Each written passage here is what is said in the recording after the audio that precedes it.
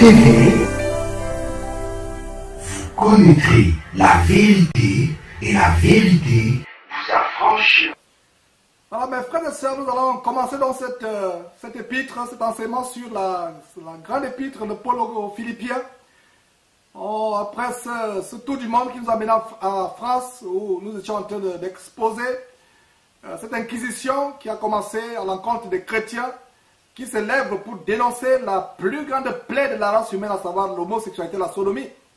Donc on va commencer cette émission et on s'est arrêté la dernière fois à Philippiens chapitre 2 au verset 11. Donc cette section d'aujourd'hui va nous faire commencer à Philippiens chapitre 2 verset 12. Donc on va voir des grandes choses, des grandes révélations. Comme je l'ai toujours dit mes frères et sœurs, venez sur Jésus-Christ TV étant préparé avec toutes sortes de stylos, de crayons, voilà, étant préparé. Et je vous assure, avant de dire Amen à quoi que ce soit que nous enseignons derrière cette trompette, vérifiez avec votre Bible ouverte si ce qu'on dit est écrit. Ayons la mentalité bérienne qui, sur la base d'Actes chapitre 17 verset 11, qui consiste à examiner chaque jour les Écritures pour voir si ce qu'on enseigne est exact. C'est justement ce que les Juifs de Bérée, qui avaient des sentiments plus nobles que ceux de Thessalonique, faisaient. Ils examinaient combien de fois par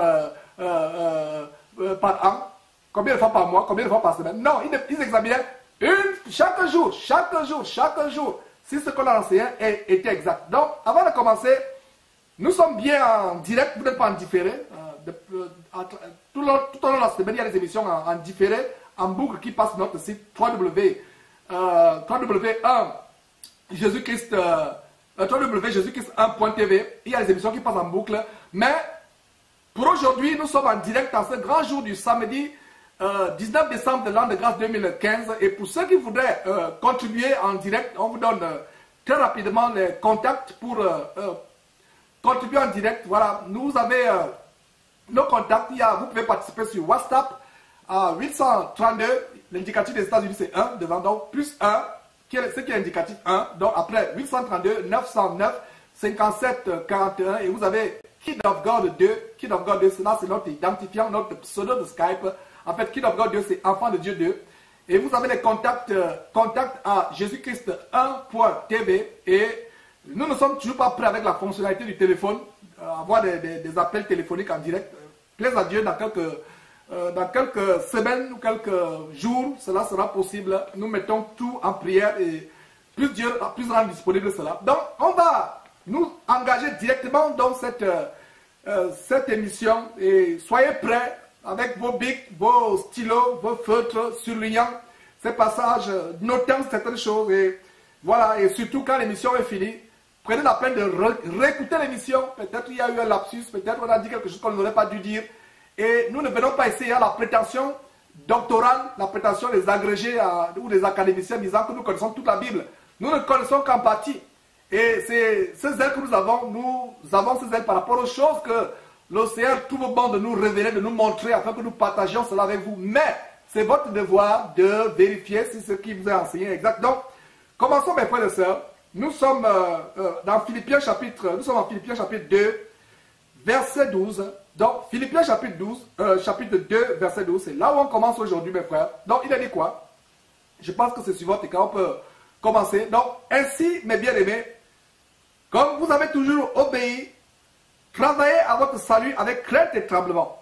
Non seulement comme en ma présence, mais encore plus bien maintenant, mais bien plus encore maintenant que je suis absent. Donc, beaucoup d'entre vous nous ont toujours entendu dire, travaillez à votre salut avec crainte et tremblement. Travaillez à votre salut avec crainte et tremblement. Beaucoup se demandaient, mais où Georges prend ce verset qui cite toujours? Alors, aujourd'hui, cette émission de Philippiens nous donne l'occasion de voir où ce verset se trouve. Ce verset se trouve dans Philippiens chapitre 2. Donc, surveillez ce verset pour qu'il ne vous échappe pas plus tard. Peut-être vous voudriez peut-être un jour le partager à quelqu'un d'autre et vous allez dire, ah tiens, où est le verset dont Georges parle toujours, à savoir, travaillez avec votre salaire avec crainte et tremblement. Donc, nous avons ce verset. Ainsi, mes bien-aimés, comme vous avez toujours obéi, travaillez à votre salut avec crainte et tremblement. Donc, c'est un travail.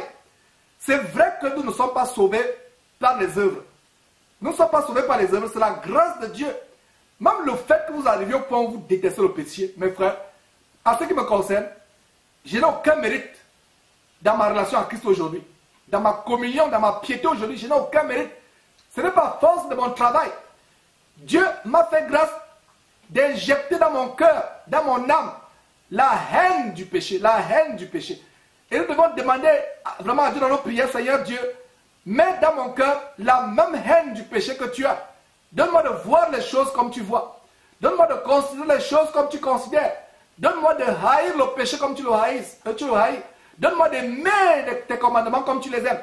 Donc voilà. Donc, nous travaillons, malgré le fait que ce n'est pas la grâce que nous sommes sauvés, la grâce de Dieu, malgré le fait que c'est la faveur de Dieu à arriver à ce standard de piété, de communion, de marche avec le Seigneur Jésus-Christ, nous avons néanmoins notre responsabilité. Et en quoi consiste la responsabilité? Nous devons travailler avec crainte et tremblement. Travailler à votre, c'est un travail. Nous nous examinons chaque jour. Nous veillons à ce que notre marche soit conforme aux Écritures.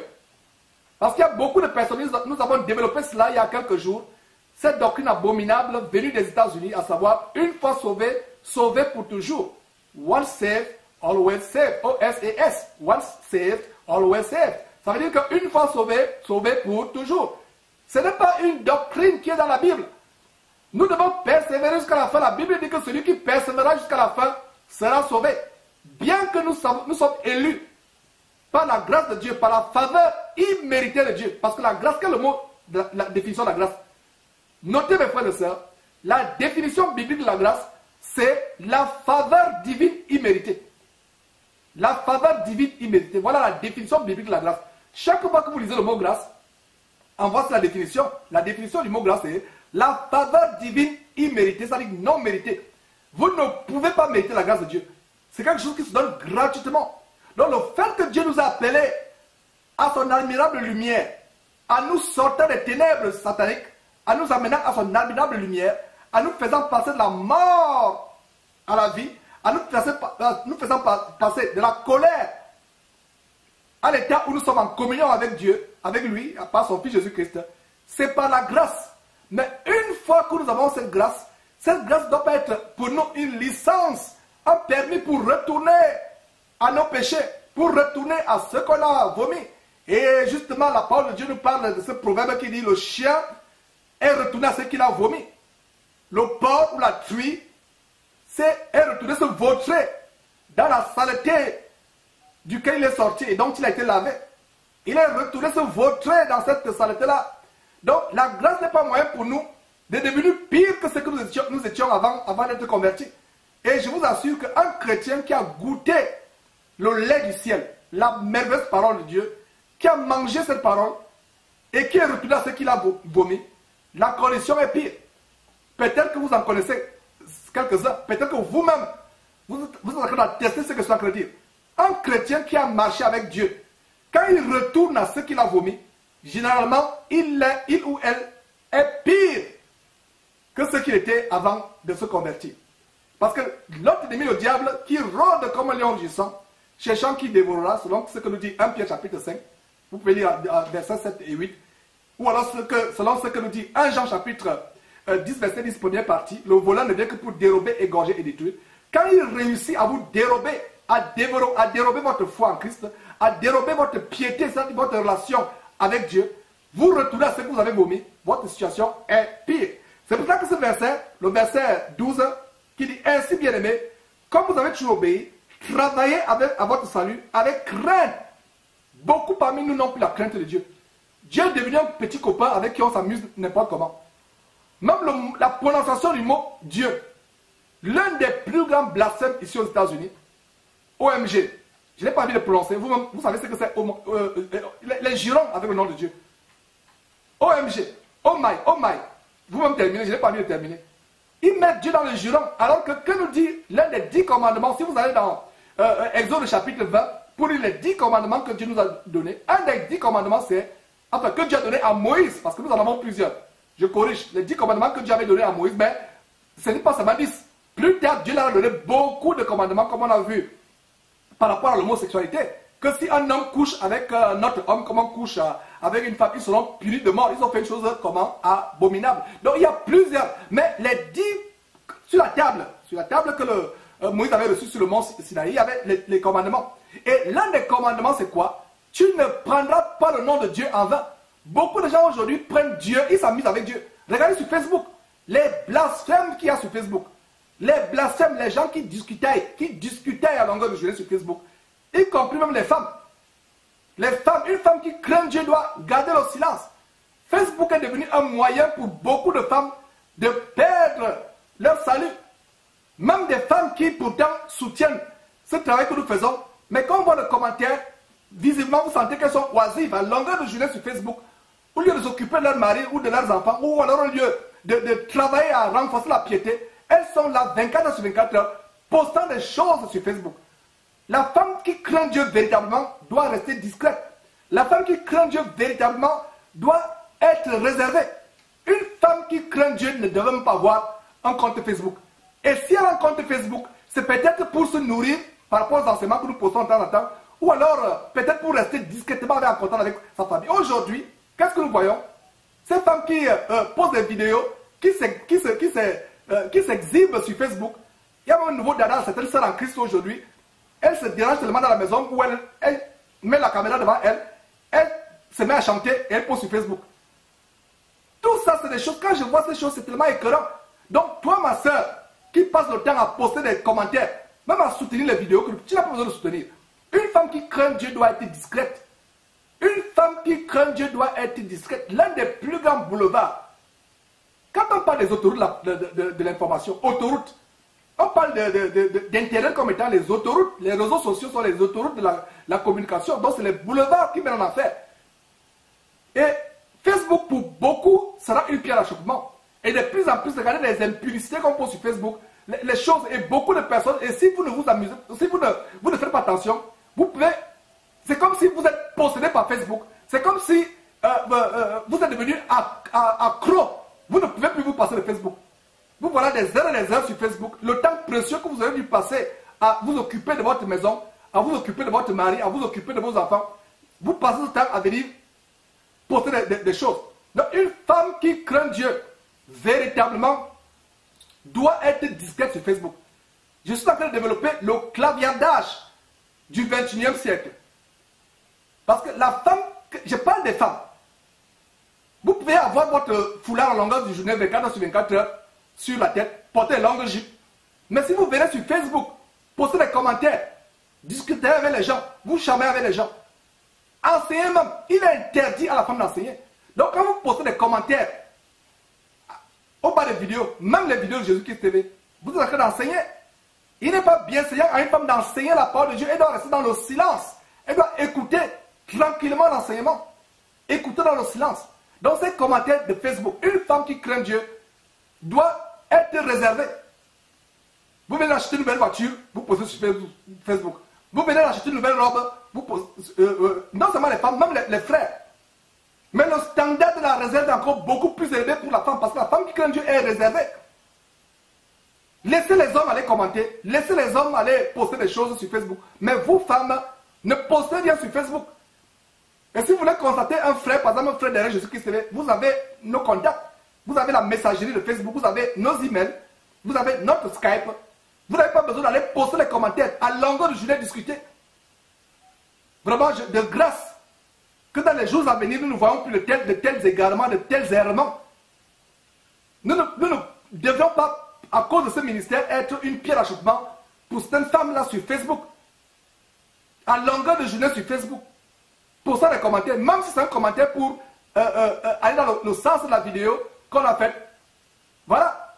Et il y a un nouvel esprit de Python qui possède beaucoup de femmes qui vont à Facebook.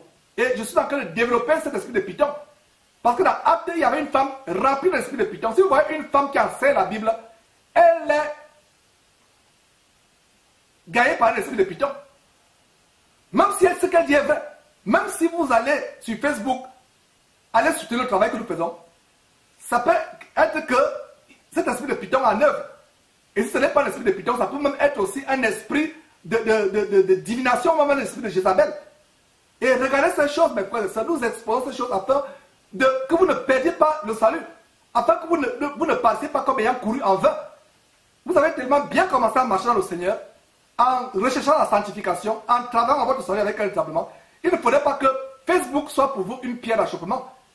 Cette femme qui soutenait Paul et Silas, apparemment, elle soutenait Paul et Silas en disant que ces hommes sont les serviteurs du Dieu très haut.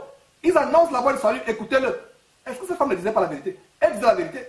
Mais l'apôtre Paul et le serviteur Silas ne sont pas laissés, ils ne sont pas fait séduire.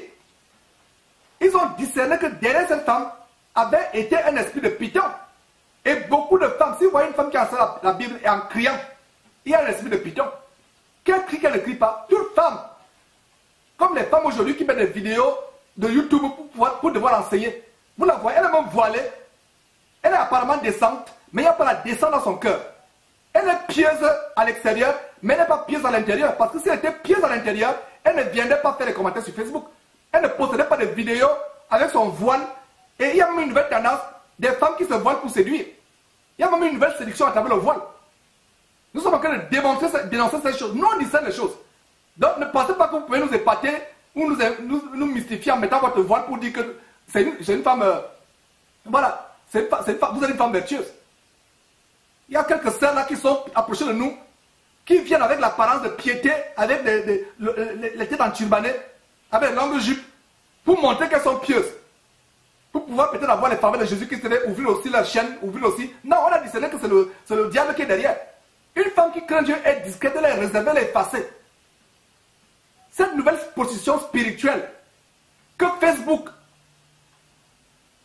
a viralisée, Facebook a permis, YouTube et Facebook ont permis aux femmes d'être vraiment enveloppées dans cette nouvelle position spirituelle, disant des choses qu'il ne faut pas dire. Je pense qu'on aurait mis l'accent vraiment sur ce que je suis en train de dire là depuis. Vraiment. Donc vraiment, mettons l'accent sur ce que je suis en train de dire. Pour que vous compreniez que mes frères, vraiment, Facebook, faites un effort de fermer vos comptes Facebook. Maintenant, si vous ne pouvez pas fermer, peut-être vous êtes en contact de temps en temps avec les membres de votre famille ou des amis, que ce soit de manière discrète. Facebook est devenu un moyen pour, non seulement le voyeurisme, voir ce que l'autre a fait, les anciens camarades, comment ils sont arrivés, qu'est-ce qu'ils ont réalisé maintenant. Un moyen de voyeurisme et aussi un moyen de match vu. Nouvelle maison, on poste là. Nouvelle voiture, on poste. Nouvelle fringue, on poste. Et c'est là où il y a toute son aberration. Même des femmes qui visiblement posent des versets bibliques à longueur de journée, mais en même temps qu'elles posent des versets bibliques, regardez les tenues sur Facebook. Elles ont vraiment la mise des prostituées. Des longues perruques qui arrivent jusqu'aux fesses avec les cheveux qui viennent de l'Inde. Les faux ongles, les faux cils, habillés comme les prostituées, les rouges à lèvres, comme si elle a mangé comme si elle a mis la graisse du porc mélangée au sang, sur les lèvres. Et les gens viennent dire, ma soeur, j'aime ton rouge à lèvres. Elle aussi, elle dit, oh, amen, gloire à Dieu. Elle associe Dieu dans les abominations. J'aime ta robe qui te moule les derrière. Oh, amen, Dieu soit loué. Oh, mais amen, pas amen, à tort à travers. Donc, j'ouvre une parenthèse. Le Seigneur voudrait que nous travaillions à notre salut avec crainte de tremblement.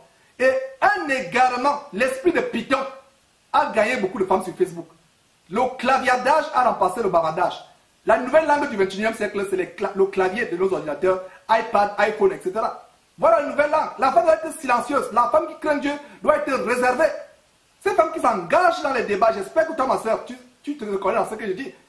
Ferme cette chose. Et si tu aimerais peut-être garder ton Facebook pour qu'on soit en contact, pour que tu puisses recevoir de temps en temps nos nouvelles, les nouvelles vidéos, les nouvelles émissions, sois discrète. Tu n'as pas besoin. Beaucoup de femmes profitent de Facebook pour enseigner de manière indirecte. Pourtant, elles savent très bien que la femme ne peut pas enseigner. Donc, c'est des choses que je voulais vraiment vous dire, mettre l'accent. Et tout au long de cette émission, vraiment, quand nous sommes dans le livre de Philippiens, mais si le Seigneur met à mon cœur de mettre quelque chose en exergue, je le ferai. Donc, on va sortir de Philippiens pour vraiment mettre ça en exergue. Donc, c'est une parenthèse que j'ai ouverte et je referme cette parenthèse aussitôt. Donc, voilà, mes frères.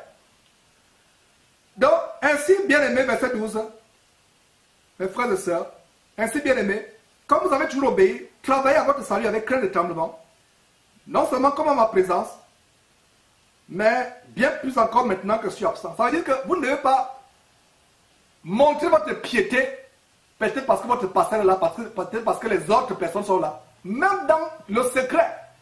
C'est même dans le secret que vous devez vivre votre piété. Certaines sœurs et certains frères, devant les autres, en assemblée, dans les églises de maison, ils passent pour être de véritables chrétiens. Il faut voir la piété avec laquelle ils viennent à la réunion de prière. Mais quand la réunion de prière est finie, quand ils repartent dans le monde tout au long de la semaine, c'est deux personnes différentes. Il y a des sœurs qu'on a rencontrées, quand vous la voyez dans la réunion de prière, vous avez l'impression que c'est un ange qui est descendu du ciel. Mais quand elle part et retrouve le monde, que ce soit la femme, que ce soit l'homme, c'est une autre personne. Alors on m'était surpris de voir une sœur qui était pieuse en boîte de nuit, habillée comme une prostituée. C'est déhanchant, n'est-ce pas, plus que Beyoncé en boîte de nuit. On ne peut même pas s'imaginer qu'elle dansait. Ouais, c'est des choses. Ça veut dire que même quand vous êtes seul, l'apôtre Paul dit ici que non seulement comme en ma présence, donc ne faites pas votre piété devant les gens. C'est même quand vous êtes dans le secret, dans l'intimité avec Dieu, que vous devez manifester votre piété. Verset 13. Car c'est Dieu qui produit en vous le vouloir et le faire, selon son bon plaisir. Voilà notre verset que nous aimons citer pour montrer que tout ce que vous pouvez faire, ne vous en glorifiez pas. Rendez grâce à Dieu parce que c'est Dieu qui pourvoit à nous le vouloir et le faire. C'est comme ces émissions. Si ce n'était pas la force que Dieu nous communique, nous aurons jeté l'éponge depuis longtemps. Non seulement moi, mais tous ceux qui œuvrent activement pour que cette trompette soit toujours là, en train de claironner. Verset 14. Le verset 14 nous montre quelque chose d'important. Donc, voilà. Le verset 14 dit ceci. Le verset 14 dit: faites toutes choses sans murmure ni hésitation. Verset 15. Afin que vous soyez irréprochables et purs, des enfants de Dieu irrépréhensibles au milieu d'une génération perverse et corrompue, parmi laquelle vous brillez comme des flambeaux dans le monde.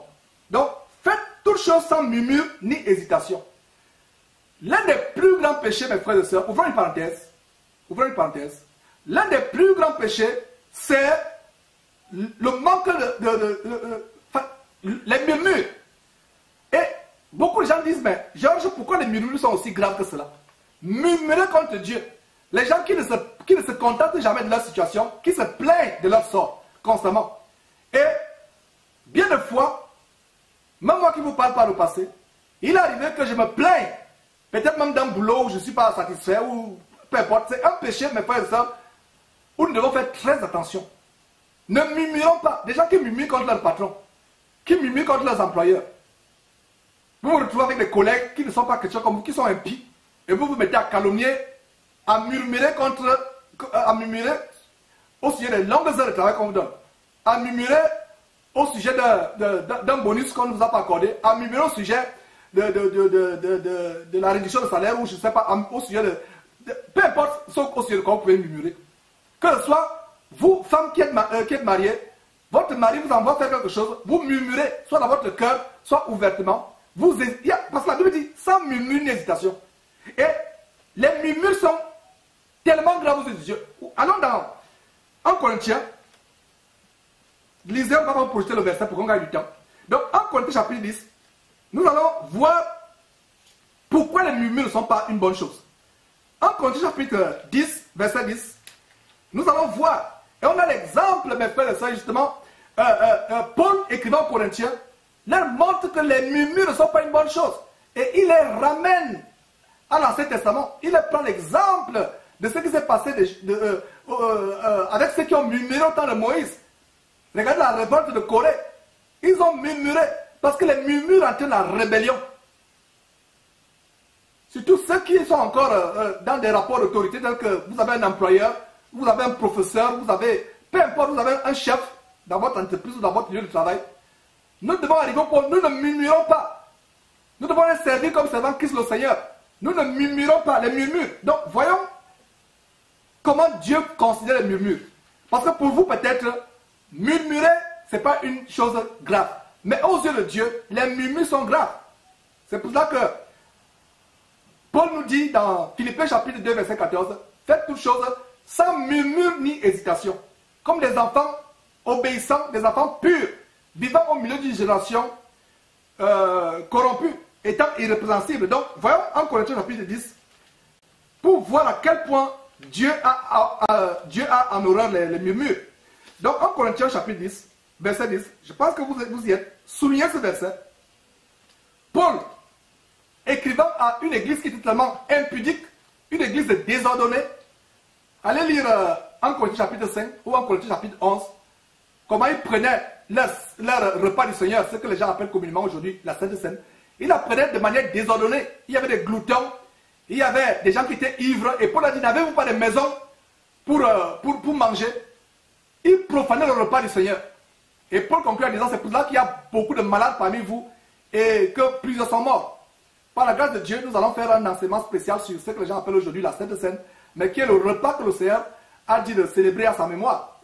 Et non seulement nous avons dans le verset 11 le chapitre 11, pardon, de 1 Corinthiens chapitre 11, où Paul les reprend à cause du désordre, la gloutonnerie, l'ivrognerie, mais c'était aussi une église gangrenée par l'impurité au point où certains allaient avec les femmes de leur père. Et Paul disait, au lieu de les livrer à Satan, vous avez tout simplement cautionné cela, comme quand on faisait le tour du monde, la première partie de cette émission, où les gens cautionnent aujourd'hui la plus grande plaie depuis le début de la race, le début de l'humanité, depuis Adam et Ève au jardin d'Éden, la plus grande plaie qui est la sodomie, le lesbianisme, l'homosexualité. Et donc, que dit Paul à cette église qui était vraiment rebelle, une église vivant dans la débauche, dans le désordre, dans le dérèglement? Et il y avait beaucoup de murmures dans cette église. Et donc, qu'est-ce que Paul dit aux Corinthiens? En Corinthiens chapitre 10, verset 10, soulignez ce verset, mes frères et sœurs. Ne murmurez point comme murmuraient quelques-uns d'eux qui périrent par l'exterminateur. Et Paul est en train de faire référence ici à quoi? À ce qui s'est passé au temps de la révolte, au temps des révoltes. Ils murmuraient au temps de Moïse. Et ils ont été exterminés. Et le verset 11 dit quoi? Ces choses leur sont arrivées pour servir d'exemple.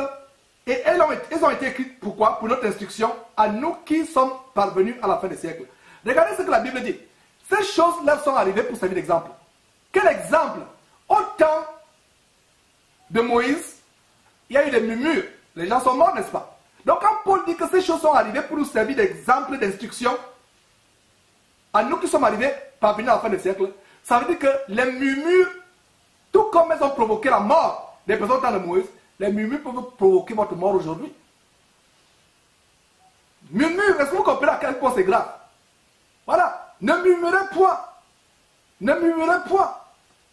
Voilà. Ne murmurez point. Ne murmurez point. La Bible dit ne murmurez point.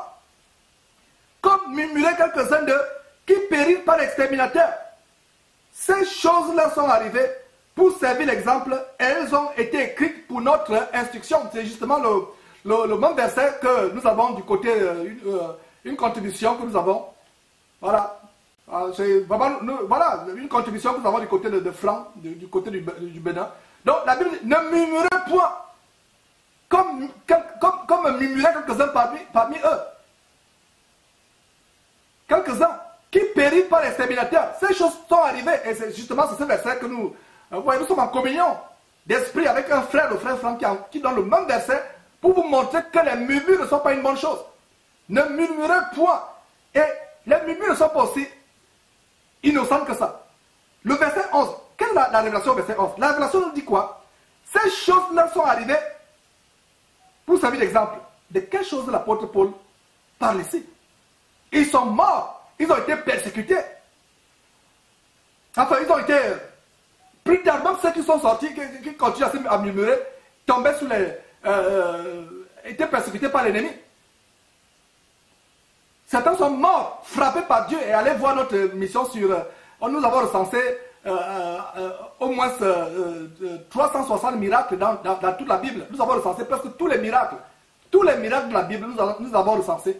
Et on vous montre comment, quand ils murmuraient, beaucoup tombaient. Et Paul dit, ces choses sont arrivées comme exemple. Quel exemple? Donc, méfiez-vous. Ne murmurez pas contre Dieu. Ne vous plaignez pas de votre sort. Rendez grâce à Dieu en toutes choses, car cela est bon. Vous venez de perdre votre emploi, rendez grâce à Dieu. rien ne marche dans votre vie, rendez grâce à Dieu. Ne vous plaignez pas, ni devant Dieu, ni au sujet d'un employeur ou au sujet de quoi que ce soit. Et prenez pas seulement le sang à nous mettre en garde par rapport à cela. Allons voir Pierre. Pierre chapitre 4 nous montre aussi un détail de murmure en Pierre. Et c'est un détail par rapport à l'hospitalité. Murmurer. Vous avez hébergé un frère, il est venu pour faire une semaine, il fait 2 semaines, 3 semaines, vous commencez à murmurer, vous dites, il part quand? Vous commencez à murmurer dans votre cœur. Vous grincez les dents contre lui. La Bible dit, exercez l'hospitalité, car quelques-uns en le faisant, on m'a hébergé des anges.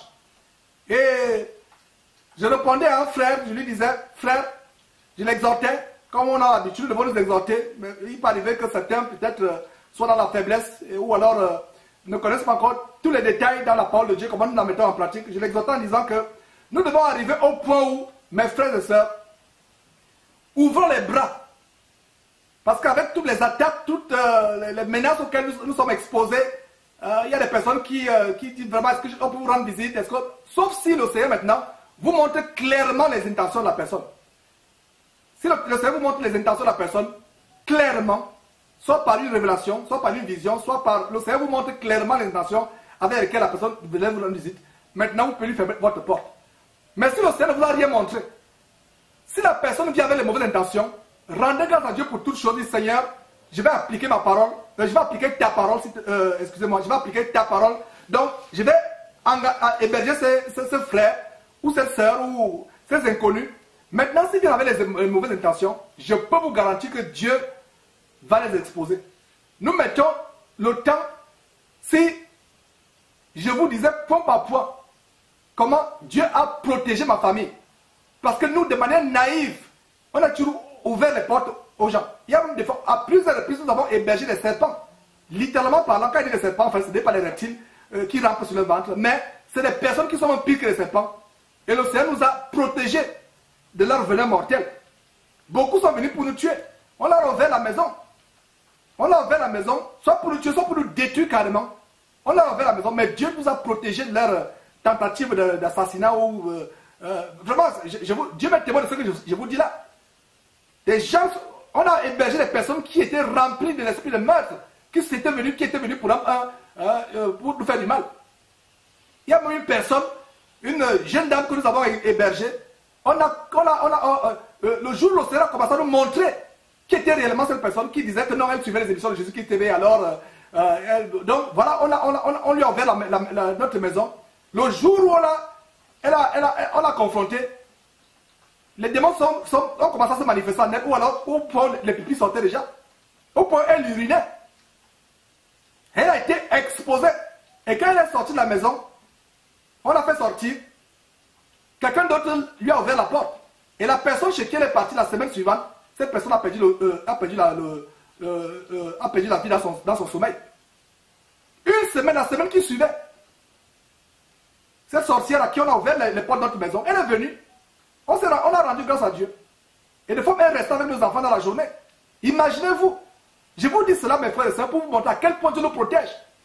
Des tout petits enfants qui restent avec une telle sorcière, elle aurait tout fait. Dès qu'elle est sortie de notre maison, le Seigneur nous a montré qui elle était. Les démons sont manifestés en elle.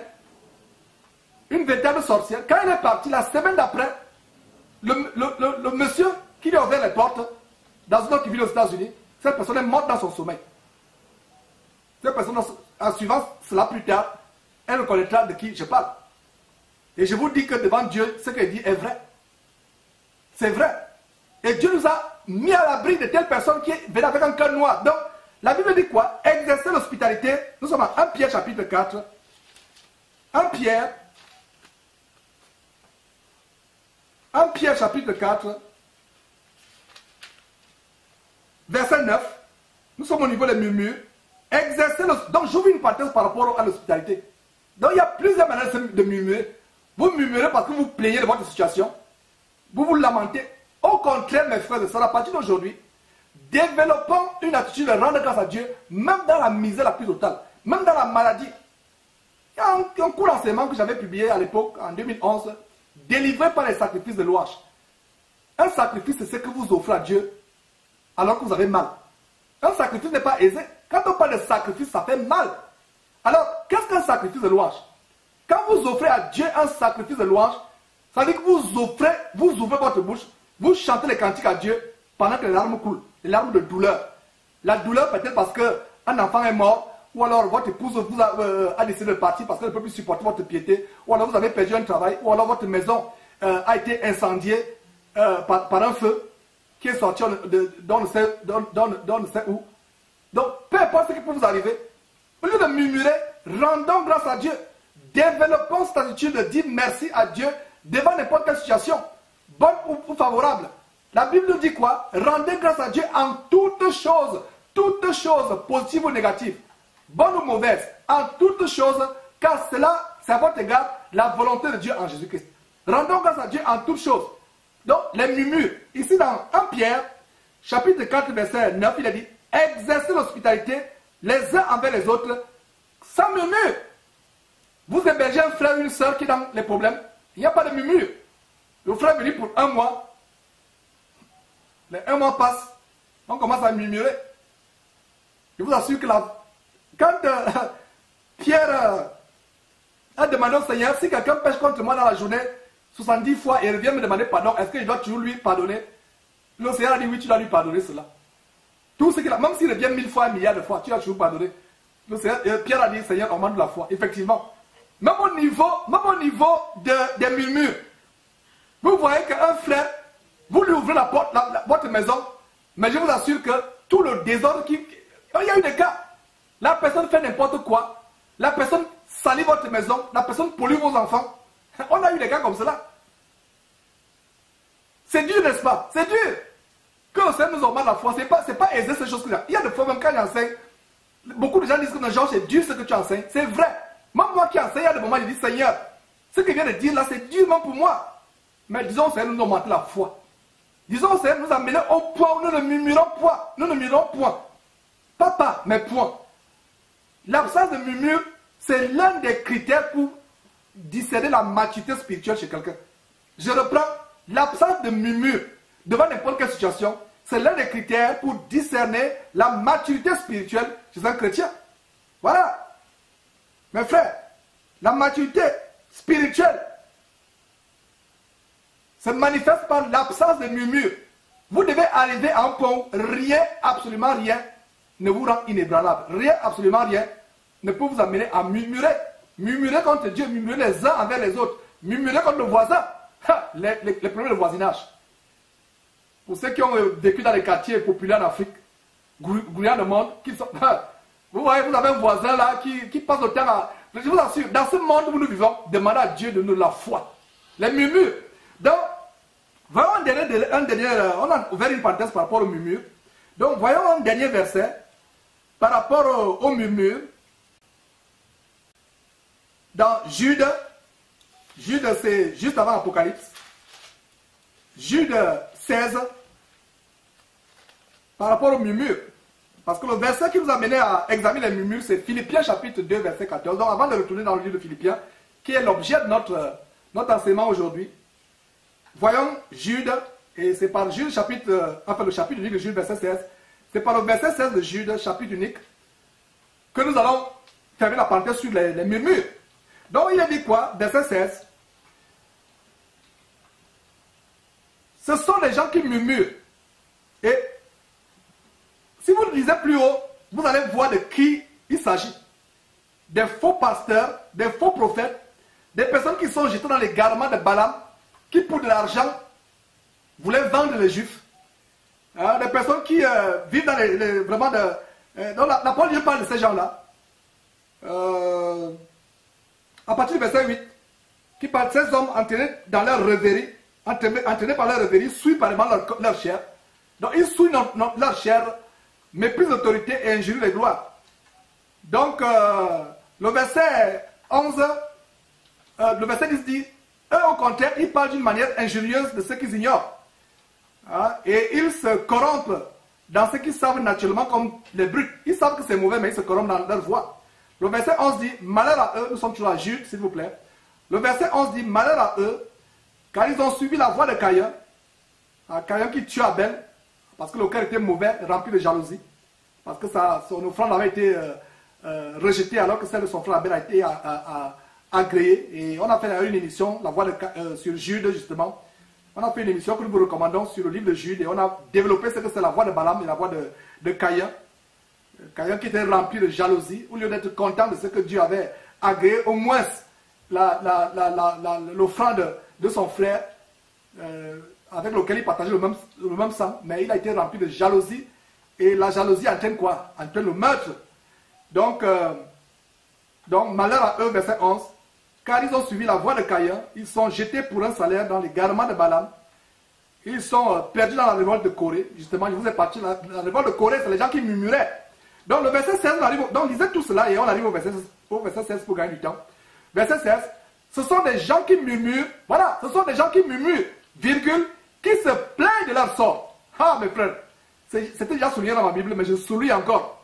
Comme ce frère, il soulignait tellement la Bible qu'à un moment où les versets disparaissent, un zèle dans, parce qu'il veut comprendre, chez moi c'était déjà souligné, je souligne encore, qui se plaignent de leur sort. Mais je n'ai pas effacé le verset, j'ai souligné sagement. Donc, ce sont des gens qui murmurent, virgule, qui se plaignent de leur sort. Donc, la définition de murmurer, c'est quoi? Une définition de murmurer, c'est se plaindre. Qui se plaignent de leur sort, vous ne vous contentez pas. Et par la suite, on va voir l'exhortation de Paul à vivre dans le contentement. Vous n'êtes jamais satisfait par ce que vous faites. Vous n'êtes jamais satisfait. Vous pouvez avoir tout l'argent du monde, vous ne serez jamais satisfait. D'abord, la Bible dit que celui qui aime l'argent ne sera jamais rassasié par l'argent. Donc, arrivé au point où vous ne vous plaignez pas de votre sort. Regardez le verset 16 de Jude. Jude chapitre unique. Ce sont des gens qui murmurent, qui se plaignent de leur sort, qui marchent sur leur convoitise, qui ont à la bouche des paroles hautaines, qui admirent les personnes par motif d'intérêt. Il y a beaucoup d'enseignements qu'on peut tirer dans ce court verset, le verset 16, mais nous le limitons ici.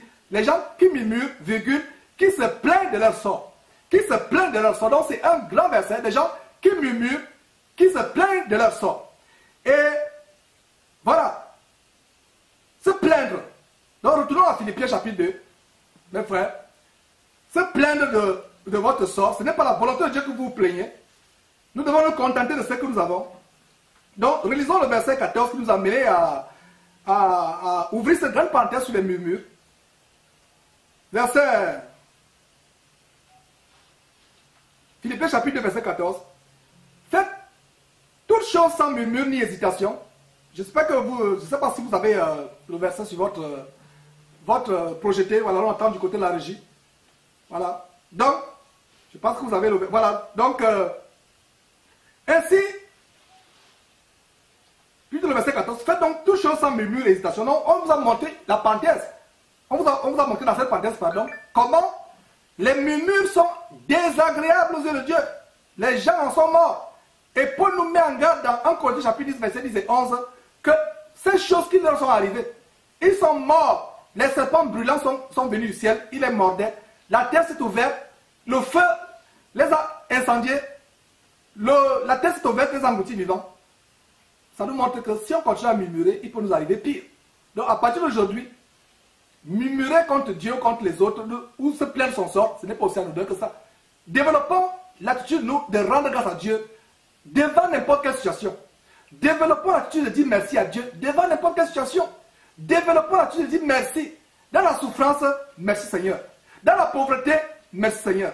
Dans l'abondance, merci Seigneur. Dans l'échec, merci Seigneur. Dans la réussite, merci Seigneur. Dans la santé, merci Seigneur. Dans la pauvreté, la maladie, merci Seigneur. Même dans l'agonie de la mort, merci Seigneur. Allez suivre l'exemple de Job. Un homme qui a souffert comme rarement les gens ont souffert depuis que le monde existe. Allez lire, on a fait des émissions là-dessus. Mais il n'a jamais attribué rien de mal à Dieu. Il ne s'est jamais plaint. Développons cette attitude de ne jamais nous plaindre. D'être reconnaissant. Je dis nous. Je n'ai pas dit vous. Suivez très bien, je dis nous. Développons cette attitude. D'arriver au point où on ne se plaint pas. Mes frères, c'est un banquet où nous venons tous nous exhorter. Verset 15. Afin que vous soyez irréprochables et purs, des enfants de Dieu irrépréhensibles au milieu d'une génération perverse et corrompue, parmi laquelle vous brillez comme les flambeaux dans ce monde. Voilà, quand on a fait le tour du monde sur cette condamnation, que cette femme pseudo-chrétienne, une politicienne, Christine Boutin, elle a été condamnée à une amende de 5 000 euros. Au moins. Et regardez, qu'est-ce que nous avons ici? Nous avons le verset qui nous dit, vivant au milieu d'une génération perverse et corrompue. Nous devons briller. Nous les chrétiens, nous portons avec nous la lumière glorieuse et resplendissante de la merveilleuse parole du merveilleux évangile de notre Seigneur Jésus-Christ. Nous portons un flambeau. N'ayons pas honte de ce flambeau. N'ayons pas honte de ce flambeau. Le Seigneur Jésus-Christ disait, on n'allume pas une lampe pour la mettre sur le boisseau, sur la table. Mais on la met sur la table pour qu'elle éclaire. Mon frère, ma soeur, la lumière que tu as en Christ Jésus, tu dois l'utiliser pour éclairer le monde. Nous sommes la lumière, et non seulement nous sommes la lumière, nous sommes aussi le sel de la terre. L'une des vertus du sel, c'est non seulement pour redonner la saveur à la nourriture. Nous donnons, nous en tant que chrétiens et en tant que sel, le Seigneur disait que vous êtes le sel de la terre, nous redonnons la saveur à ce monde qui a perdu sa saveur depuis longtemps. Quand je pense comment les gens s'accrochent à ce monde, je ne comprends pas. Ce monde est insipide, il est fade. Non seulement le sel, l'une des propriétés, des vertus du sel, c'est de donner la saveur, mais le sel aussi stoppe la pourriture. Le sel stoppe la putréfaction, le pourrissement. Ce monde est pourri. Regardez la sodomie, regardez toutes sortes de mauvaises choses qui se passent à travers le monde. Mes frères, c'est nous qui devons, avec l'évangile de Jésus-Christ, stopper, repousser, ralentir le pourrissement dans ce monde. Donc, voilà comment nous devons vivre dans cette génération de manière irrépréhensible. Irrépréhensible. Malheur à celui par qui le scandale vient.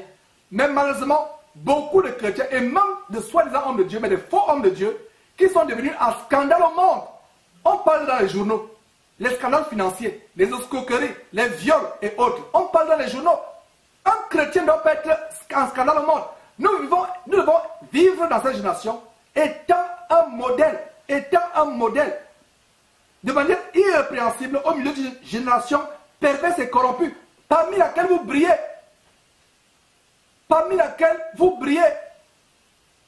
L'apôtre Paul nous donne vraiment une exhortation ici. Hein? Même le Seigneur Jésus-Christ en Matthieu chapitre 6 disait que si la lumière qui est en toi est devenue ténèbres, combien grandes seront ces ténèbres? Combien grandes seront ces ténèbres? Allez lire Matthieu chapitre 6. Le Seigneur Jésus dit, si la lumière qui est en toi devient ténèbres, combien grandes seront les ténèbres? Donc, c'est pour ça que je dis, quelqu'un qui était chrétien et qui est retourné à ce qu'il a vomi, ces ténèbres qu'il avait avant ne seront rien comparées aux nouvelles ténèbres qu'il va voir. La situation est pire. Donc, si la lumière que nous avons, cette lumière s'éteint et devient ténèbres, ces ténèbres seront ténébreusement, vraiment, elles seront grandes. Ce sera vraiment le noir total, ce sera terrible. Donc, mes frères et sœurs, voilà ce que nous dit le verset 15, verset 16. Portant la parole de vie. Cette parole, c'est la lumière. Nous vivons dans ce monde en portant la parole de vie. Et je pourrais me glorifier au jour de Christ de n'avoir pas couru en vain, ni travaillé en vain. C'est la même chose que nous tambourinons, mes frères et sœurs. J'étais en train d'exhorter les frères et surtout les sœurs par rapport au danger de Facebook. Il ne faudrait pas que, derrière Jésus-Christ TV, nous ayons travaillé en vain. Aujourd'hui, nous avons des milliers de personnes qui nous aiment sur Facebook. Nous avons des millions de personnes qui ont téléchargé nos enseignements. Mais, que vaudrait-il cela? À quoi cela servirait-il si parmi ces millions de personnes qui téléchargent nos vidéos, une seule âme ne va pas au ciel? Nous aurons travaillé en vain. Malgré les 15 000 abonnés qu'on a sur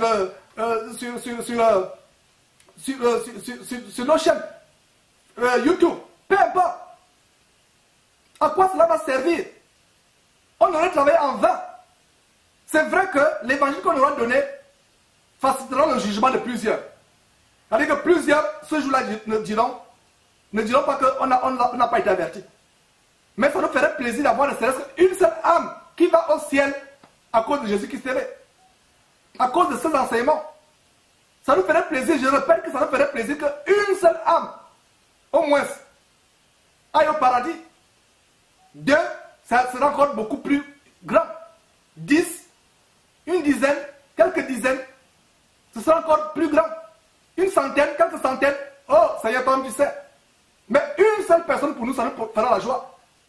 Mais à supposer qu'une seule personne, même une seule personne n'est pas sauvée par rapport à ce travail, nous aurons travaillé en vain, même si ce travail n'aurait pas été en vain comme on le pense, parce que même ce travail sera un jugement, ça va faciliter le jugement des gens. Ils n'auront pas le courage de dire au Seigneur, Seigneur, personne ne nous a avertis. Donc, qu'une personne soit convertie par ces enseignements ou ne soit pas convertie, nous rendons toujours grâce à Dieu de ce que, même si personne n'est converti, ce jour-là, ils ne pourront pas trouver des excuses à cause de Jésus-Christ TV. Jésus-Christ TV, c'est la condamnation de beaucoup de personnes au jour du jugement parce que le Seigneur va dire que cet homme criait, vous l'avez traité de fou, vous l'avez traité de tous les noms. Mais il vous dit la vérité. Aujourd'hui, c'est théâtre. Parce qu'après votre mort, c'est fini. Tant que vous vivez le pardon des péchés possibles, tant que vous vivez la grâce est ouverte. Mais dès que vous fermez les yeux, vous mourrez. C'est trop tard, absolument tard. Ne vous laissez pas mentir par les contenus qui disent que vous allez passer par le purgatoire. Le purgatoire plus tard et être repêché. Et vous fiez par la doctrine des deux enlèvements. Que les évangélistes pentecôtistes et protestants imitent le catholicisme. Les catholiques inventent la théorie du purgatoire où on peut être repêché. On peut avoir un repêchage. Les évangéliques, arrière-petite-fille du système de la Babylone la Grande, à savoir l'église catholique, ils inventent aussi un deuxième enlèvement, qui est un petit purgatoire. Allez voir la série de 7 thèses qu'on a développées contre les doctrines de démons au sujet de l'enlèvement de l'église du retour de Jésus-Christ. Voilà. Donc, retournons à ce passage, mes frères. Portez la parole de vie, et je pourrais me glorifier au jour du Christ de n'avoir pas couru en vain ni travaillé en vain. Ce sera notre joie si ce travail au retour du Seigneur Jésus-Christ n'était pas en vain. Verset 17. Et même si je sers de libation pour le sacrifice et pour le service de votre foi, je m'en réjouis et je m'en réjouis avec vous tous. Vous aussi, réjouissez-vous de même et réjouissez-vous avec moi. La réjouissance, mes frères et sœurs, c'est une qualité de l'esprit. C'est pour ça que dans 1 Corinthiens, 1 Thessaloniciens chapitre 5, verset 16, il a dit quoi? Plutôt, verset 16, voilà, 1 Thessaloniciens chapitre 5, verset 16, il a dit, soyez toujours joyeux. Notez ce verset, c'est un petit bonus, on donne des bonus, nous sommes dans les Philippiens, mais de temps en temps on donne des bonus. Donc 1 Thessaloniciens chapitre 5, verset 16, soyez toujours joyeux. Et c'est ce que Paul dit ici aux Philippiens. Réjouissez-vous avec moi. Réjouissez-vous. Dans réjouissance, il y a joie. Et c'est pour ça que Paul, écrivant à Timothée, dit, soyez toujours joyeux. La joie, c'est une qualité spirituelle. La joie, mes frères, nous devons être constamment dans la joie. Et d'ailleurs, la joie est aussi un fruit, une des 9 composantes appelées le fruit de l'esprit dans Galates 5, 22. La joie, le fruit de l'esprit de son nom, Galates chapitre 5, verset 22, a 9 composantes qui forment ce que ce verset parle du fruit de l'esprit. Et donc la joie est une de ces composantes. La joie fait partie du fruit de l'esprit. La joie. On doit être joyeux. C'est pour ça qu'on peut lire dans Romains chapitre 5 cette recommandation que l'apôtre Paul dit. Il dit, réjouissez-vous. Supportez les afflictions avec une pleine joie. Une pleine joie, pas une joie totale. Nous nous réjouissons de toutes ces choses. Dans Romains chapitre 5, verset 5, nous nous glorifions même des afflictions, sachant que l'affliction produit la persévérance. Et dans glorifier, on ne peut pas se glorifier s'il n'y a pas de joie. Mais frère, nous devons arriver au point où nous nous glorifions. Et c'est la même chose que nous pouvons lire même en Jacques. Hein? Jacques nous dit, Jacques chapitre 1, je crois, nous dit, regardez comme un sujet de joie parfaite toutes les épreuves auxquelles nous pouvons être exposés. La joie, c'est une qualité spirituelle. Et nous devons demander à Dieu, Seigneur Père, Père de notre Seigneur Jésus-Christ, donne-nous la joie. Mets à nous la joie. Et notre joie ne dépend pas de ce que tout marche bien sur terre. Bon boulot, des enfants, famille, que vous avez tout ce dont vous voulez, ce n'est pas la joie. Sinon, les riches n'auraient pas de crise cardiaque. Dites-moi quelle est la composante de la société où il y a plus de crise cardiaque. C'est les riches. Voilà la mort des riches, les crises cardiaques. Alors si l'argent, le bonheur, les trésors, c'est faux pasteurs qui vous disent de rechercher les choses de la terre, d'être riche. En fait, ils vous enseignent de rechercher la crise cardiaque. Parce que quand vous avez beaucoup de richesses, des comptes bancaires, est-ce que vous avez même encore? Même pendant que vous mangez avec vos enfants, la pensée, vous ne pouvez même plus vous concentrer sur votre repas. Vous ne pouvez même plus concentrer sur avoir la jouissance avec votre femme. Selon ce que Dieu a établi. Selon Proverbe chapitre 5. Vous ne pouvez même plus vous concentrer d'avoir la jouissance avec un bon plat de nourriture. Vous devenez comme un robot. Vous n'avez même pas le sommeil. Est-ce que vous voyez ces faux pasteurs qui vous enseignent à passer 24 sur 24 heures à penser au grand ciel, aux yachts, aux avions, aux voitures de luxe? Ils vous amènent à la crise cardiaque parce que vous n'allez plus dormir. Quelqu'un qui est riche, vous pensez que Bill Gates est dans le sommeil? Quand dit la parole de Dieu, le sommeil du juste est doux et agréable, qu'il est peu ou qu'il n'est pas. Qu'il n'aime pas, qu'il est beaucoup, qu'il est peu et qu'il n'aime pas. La Bible dit que le sommeil du juste, et nous qui sommes en Christ Jésus, nous devons vivre sur la justice de Dieu, être juste devant Dieu, en gardant ses commandements. Alors, la Bible dit quoi? Notre joie n'est pas fonction des choses de la terre. Les choses de la terre vous entraînent dans la mort. Dites-moi une seule chose sur cette terre, tout ce que vous faites sur cette terre, ça vous conduit à la mort. Un an passe, 2 ans, ça, tout sur terre vous conduit à la mort. La seule chose qui nous conduit à la vie éternelle, c'est l'évangile de Jésus-Christ. Voilà l'évangile qui nous conduit à la vie éternelle. La vie éternelle. La seule chose, tout sur terre vous conduit à la mort. Vous allez à l'école, vous commencez le travail, vous construisez, vous mangez, vous faites tout, vous bâtissez, vous mariez vos enfants, vous forniquez, vous faites toutes les saloperies du monde, ça vous conduit à la mort. La seule chose qui nous conduit à la vie, c'est les choses qui nous amènent au ciel. C'est l'évangile de Jésus-Christ qui nous amène au ciel. Donc, la joie. Et un autre bonus, c'est Jacques chapitre 1, verset 2 à... Verset 2 qui dit que mes frères, regardez comme un sujet de joie complète les diverses épreuves auxquelles vous pouvez être exposés. La joie d'un chrétien n'est pas fonction de ce que tout marche bien. La joie d'un chrétien, c'est même au milieu des persécutions, même au milieu de la disette, même au milieu de la maladie, même au milieu de la souffrance. Voilà ce que nous prêchons. Voilà l'évangile de Jésus-Christ. L'évangile vrai. Or, aujourd'hui, on vous enseigne que si vous n'êtes pas, vous êtes pauvre, vous êtes misérable, vous êtes rejeté même par vos parents, même des enfants du pauvre, même vos enfants vont vous maudire. À leur partie de Tsenge Wafo, ces deux escrocs évangéliques qu'on a exposés dans une émission, qu'est-ce qu'ils disent? L'enfant du pauvre maudit, l'enfant d'un pauvre le maudit. Il vous enseigne des choses de la terre. Est-ce que Dieu peut vous délivrer de la maladie, des misères, des souffrances? Bien sûr.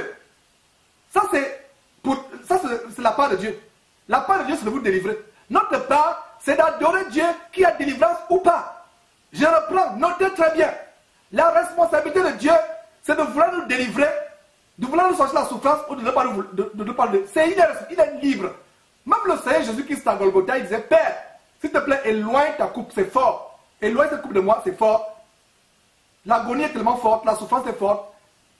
Mais il conclut, il se ravise très rapidement, il dit, du moins, pas ma volonté, mais ta volonté. Je reprends ce que je disais, c'est tellement important. Prenez le note. Que le Seigneur veuille vous délivrer, vous sortir la misère, la souffrance, ou qu'il ne veuille pas, c'est sa part. Ça ne nous regarde pas, il est souverain.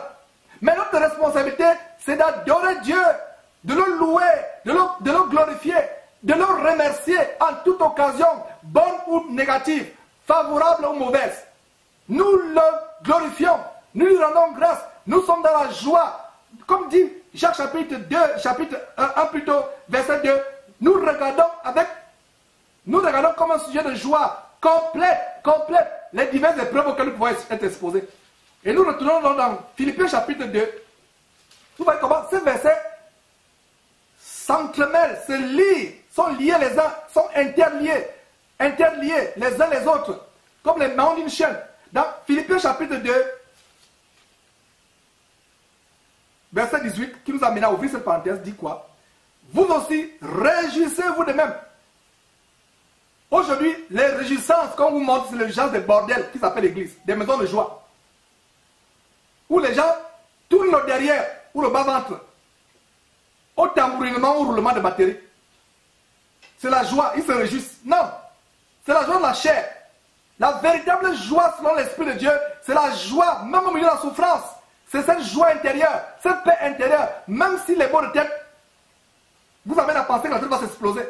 Même si le bas-ventre, vous avez l'impression qu'on a en train de notre tituler avec une épée à double tranchant.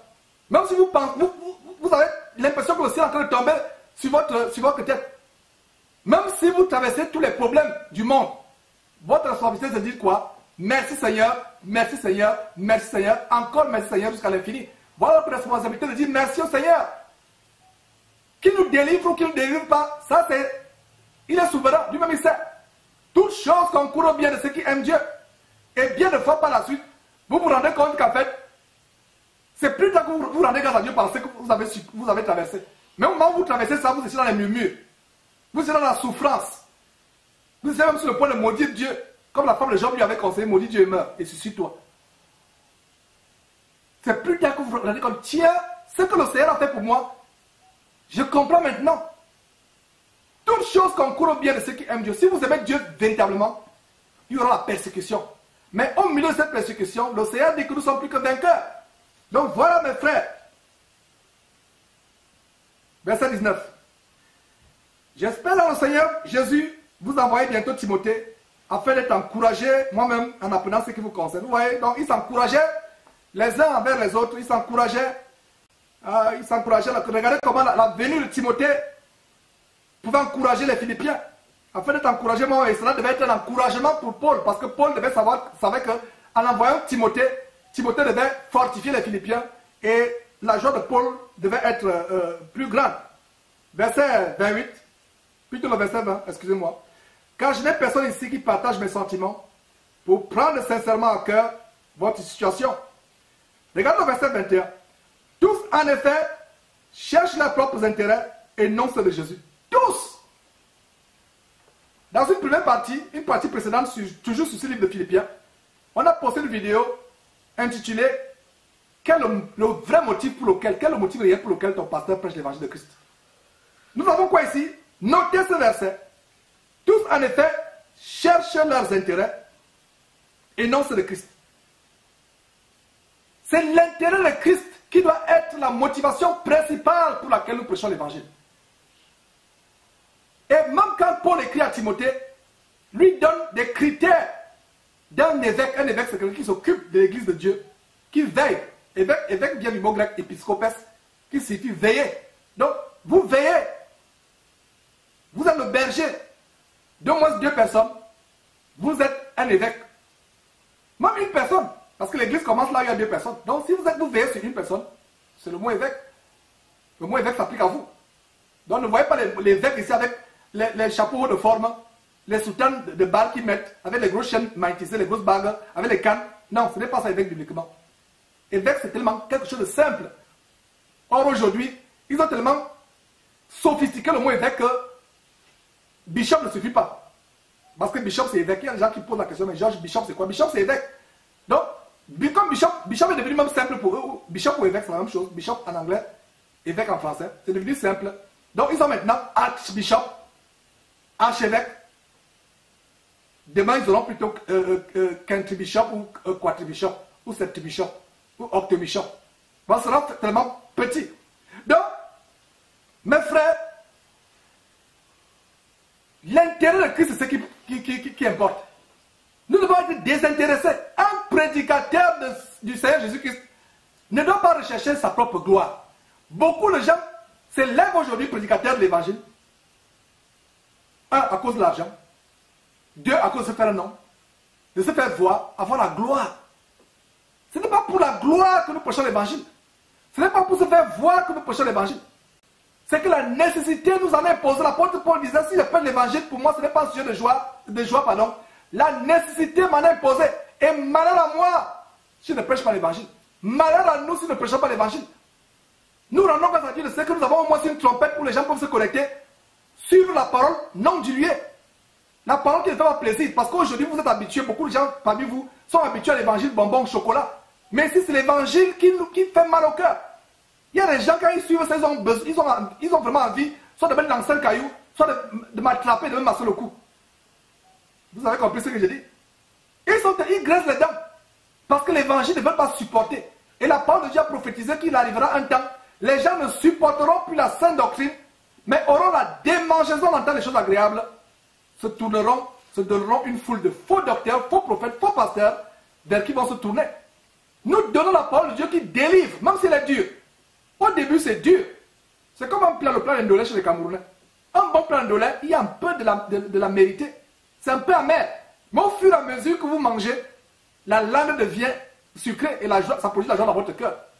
Mais pour quelqu'un qui n'est pas habitué au bon de lait des Camerounais, surtout le bon de lait original de Douala, une tribu du Cameroun, quand vous mangez le bon de lait, vous sentez, d'abord c'est amer. Mais au fur et à mesure que vous mangez, vous vous rendez compte que c'est délicieux comme plat. Ça c'est le vrai évangile. Ça produit d'abord la douleur, la tristesse. Vous graissez les dents. Mais si vous aimez vraiment Dieu, vous vous examinez, au fur et à mesure que vous suivez cela, ça produit, ça devient agréable. Vous ne pouvez même plus vous en passer. Et c'est là où vous aimez Dieu, vous aimez son Fils Jésus-Christ, vous aimez la parole. Voilà. Donc, pas d'intérêt. Toi, homme de Dieu, je te pose la question, je te mets au défi. Toi et ta conscience, je vous mets au défi, je te mets devant ta propre conscience. Si elle, du moins, est encore vivante, quel est le motif pour lequel tu prêches Christ? Est-ce que l'intérêt, c'est l'intérêt de Jésus-Christ? Ou alors pour te faire voir, pour vivre dans les 5 étoiles, devenir grand, au point où on t'ouvre la portière, tu marches sur le tapis rouge, on te loue les limousines, on te loge dans les 5 étoiles, tu es reçu par les présidents, tu connais à travers le monde. Ça, c'est les pasteurs qui sont attirés par le maraboutage de Maître Salomon, qui leur vend ces choses. Et d'autres pasteurs, ou bien Nana Bonsang, le Ghanéen et l'Ivoirien, Maître entre guillemets Salomon, qui leur vend ses pouvoirs. Mais le véritable disciple de Jésus-Christ n'a pas autre intérêt que l'intérêt de Christ. Je reprends le verset 21. Tous, en effet, cherchent leurs propres intérêts et non ceux de Jésus. Beaucoup aujourd'hui prêchent l'évangile pour leurs propres intérêts. Alors que le critère d'un prédicateur de l'évangile, ce n'est pas son propre intérêt, mais c'est l'intérêt de Jésus-Christ. C'est l'intérêt d'avancer le royaume de Dieu. C'est l'intérêt de dépeupler l'enfer. Le travail que nous faisons, nous sommes en train de dépeupler l'enfer. Satan voulait peupler l'enfer de toute l'humanité. Mais nous, à contrario, nous désirons, et c'est le désir de Dieu, la volonté de Dieu, que l'enfer soit dépeuplé. Et comment l'enfer sera dépeuplé? C'est quand les gens écoutent le véritable évangile qui les amène à la repentance. La repentance en salut, pas la repentance qui dure quelques semaines. Quand nous avons publié ce témoignage de ce jeune Gabonais qui s'est réveillé un jour de novembre, je crois que c'était dans la nuit du 20 novembre au 21 novembre de cette année 2015, il s'est réveillé avec un témoignage poignant. Quand on a publié cela, quelle joie! C'est devenu viral. Mais quand on pose une vidéo, la vidéo n'est pas virale. Quand on pose un enseignement, l'enseignement n'est pas viral. Les visions ne doivent pas remplacer la parole de Dieu. Pour beaucoup, ces témoignages produisent une repentance momentanée, éphémère. Mais ce n'est pas la repentance à salut donc par la parole de Dieu. Parce qu'il y a deux repentances. Il y a la repentance éphémère, provisoire, momentanée, mais il y a une repentance à salut, c'est-à-dire une repentance qui vous amène au salut, qui vous amène à la vie éternelle.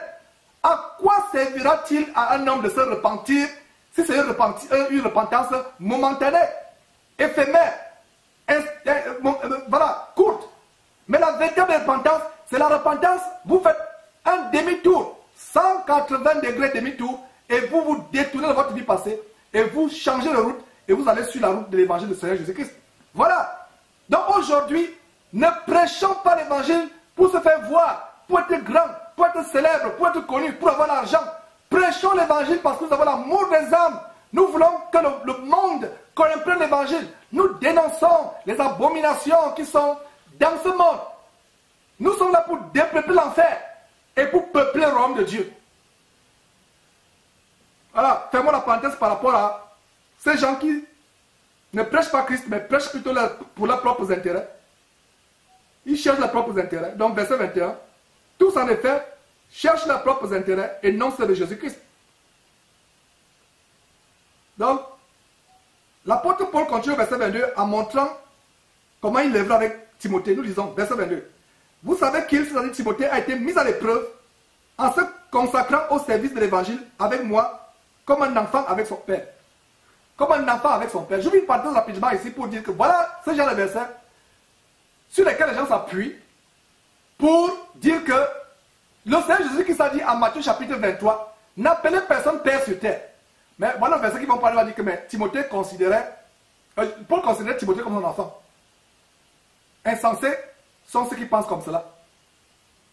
Parce que montrez-moi un seul verset où Timothée a appelé Paul son père ou dans leur rapport au quotidien. Où il a dit papa Paul. Ou papa. Où Paul appelle Timothée, il répond oui papa j'arrive. Oh papa, sois béni papa.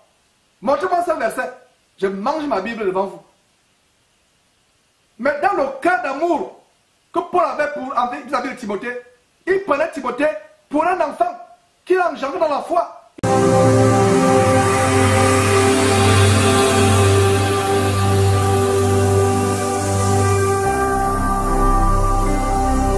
Jésus-Christ TV, vous connaîtrez la vérité et la vérité vous affranchira. Donc voilà mes frères, l'apôtre Paul, dans ses rapports avec Timothée, l'amour qu'il avait pour Timothée le considérait comme un enfant. Et quand il s'adresse à l'église, il parle de Timothée comme étant son enfant. Mais dans les rapports quotidiens, 2 à 2, Paul et Timothée, Paul ne pouvait pas appeler, Timothée ne pouvait pas appeler Paul papa. Donc la doctrine des pères spirituels aujourd'hui, c'est une doctrine de la franc-maçonnerie, c'est une doctrine du parrainage. Du parrainage. Ils veulent avoir des parents. C'est dans la franc-maçonnerie qu'il y a des parents. Nous, en tant que disciples de Jésus-Christ, nous n'avons pas de parents. Nous avons un seul Père qui est au ciel. Et nous avons un seul Seigneur, qui est son Fils Jésus-Christ, qui est la tête de l'Église. Selon 1 Corinthiens chapitre 11, verset 3, qui dit que l'homme est le chef de la femme, Christ est le chef de l'homme, et Dieu est le chef de Christ. Même Christ lui-même a un chef. Dieu notre Père, qui est notre chef au final, et en même temps le chef de Jésus-Christ. Et Jésus-Christ est notre chef. C'est lui notre seul Père, Dieu. Le Père de Jésus-Christ, notre Père.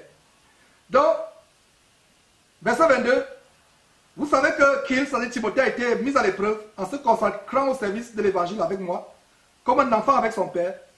J'espère donc vous l'envoyer dès que j'apercevrai l'issue de l'état où je suis. J'ai cette confiance, et j'ai cette confiance dans le Seigneur, que moi-même aussi, j'irai bientôt. Donc, Paul avait cette assurance, la foi, qu'un jour il devait se rendre encore chez les Philippiens. Verset 25, j'ai estimé nécessaire de vous l'envoyer. Pardon, j'ai estimé nécessaire de vous envoyer mon frère Épaphrodite, mon compagnon d'œuvre de combat. Le mot combat, on vous a fait la liste dans l'émission, toujours sur Philippiens, l'émission précédente, comment le combat, c'était un terme récurrent dans le message de Paul. Il était dans le combat pour la défense, la confirmation de l'évangile. Il n'était pas seul dans le combat parce que c'est un combat dont il a remporté la victoire. Nous tous d'ailleurs qui sommes dans ce combat, la victoire est déjà acquise par la mort de Jésus-Christ sur la croix et par sa résurrection entre les morts. Nous avons cette victoire. Donc, verset 25, j'ai estimé nécessaire de vous envoyer mon frère Épaphrodite, mon compagnon d'œuvre de combat, par qui vous m'avez fait parvenir de quoi pouvoir à mes besoins. Verset 26, car il désirait vous voir tous, et il était fort en peine de ce que vous aviez appris sa maladie. Regardez l'amour que les frères avaient, mes frères et sœurs. Si on peut retrouver le même amour aujourd'hui, le même amour, comment Épaphrodite est dans la joie. Il désire tellement voir les Philippiens. Et lui-même, il est en peine. Il était dans la souffrance de ce que les Philippiens étaient abattus par sa maladie. Les Philippiens étaient en peine à cause de la maladie d'Épaphrodite. Et Épaphrodite lui-même était en peine de ce que les Philippiens étaient en peine, qu'il était en peine. Mes frères et sœurs, est-ce que vous pouvez voir l'amour? Épaphrodite souffre. Il est malade. Toute l'église de Philippe est en peine. Et quand Épaphrodite apprend ça, il devient lui-même en peine de ce que, ils ont été en peine à cause de ma maladie. Parlez-moi de l'amour. Voilà l'amour. Verset 26, car il désirait vous voir tous. Il était fort en peine de ce que vous avez appris sa maladie. Verset 27, il a été malade en effet, et tout près de la mort, mais Dieu a eu pitié de lui, et non seulement de lui, mais de moi aussi, mais aussi de moi, afin que je n'eusse pas tristesse sur tristesse. Voilà un verset qui nous montre qu'un serviteur du Seigneur peut être malade. C'est aussi les hommes avec faiblesse. Aujourd'hui, il y a des hommes de Dieu qui ne vous montrent même pas qu'ils sont des hommes sujets à faiblesse. Jusqu'à ce que là, l'avion fait crash et ils meurent. Jusqu'à ce qu'ils sont frappés par une crise cardiaque ou par un accident de circulation. Mais ils vous montrent qu'ils sont des super hommes, des super héros. La preuve en est qu'on les appelle maintenant sur les affiches les géants. Vous entendez la nuit des géants, la nuit des héros sur la Côte d'Ivoire. Un géant arrive en Côte d'Ivoire comme l'abominable Duncan Williams que nous avons exposé. Sur une affiche, vous voyez un héros, un géant. Mais vous voyez, pourtant c'est un compagnon de service, un compagnon d'œuvre de combat. Il a été frappé, il était malade.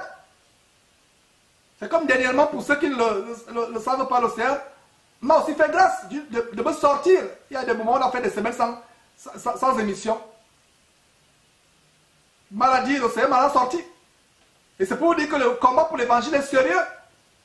Ce n'est pas une petite affaire, ce n'est pas la blague. Le combat est rude. Et l'océan aura toujours pitié de nous. Et tout ça, c'est pour nous intimider, c'est pour nous amener à fermer la bouche. L'ennemi voulait nous intimider. Mais jusqu'avant que dernier souffle plaise à Dieu, nous proclamerons l'évangile. Donc voilà comment Épaphrodite, pourtant le compagnon d'œuvre de combat, qui est malade. Il n'y a pas de privilégié de Dieu. Il n'y a pas de super-héros dans le corps de Christ. Il n'y a pas de géant dans le corps de Christ, de quelqu'un, de Superman. Superman, c'est dans les bandes dessinées, les bandes dessinées ou les dessins animés. Superman, c'est dans la Rose-Croix ou de la franc-maçonnerie. Ceux qui s'élèvent au-dessus de la pyramide. Mais dans le corps de Christ, c'est par la grâce de Dieu que nous sommes en vie. C'est par la grâce de Dieu que j'ai le souffle de vie aujourd'hui. Je serais mort depuis longtemps. J'ai échappé à la mort plusieurs fois. Et l'océan, c'est le terme qu'il a prévu à mes jours. Mais tant que nous avons encore le souffle de vie, nous proclamons cette parole pour votre salut. Du moins, pour notre salut à tous. Donc, verset 27, il a été malade en effet, et tout près de la mort. Mais Dieu a eu pitié de lui. Il n'est pas dit que Paul a engagé un combat spirituel. C'est vrai que vous pouvez être malade et vous appelez les anciens. Jacques le dit, c'est biblique. Mais aujourd'hui, les anciens sont substitués par des véritables marabouts qui font leur one-man show. C'est-à-dire un show où il y a un seul homme. Dans un grand stade, il est là. Il fait le tai chi, il fait le kung fu, le karaté, en poussant les cris comme Bruce Lee avec les démons. Les gens tombent à gauche, à droite. Il est là seul. Non, c'est pas comme ça que l'Église fonctionne.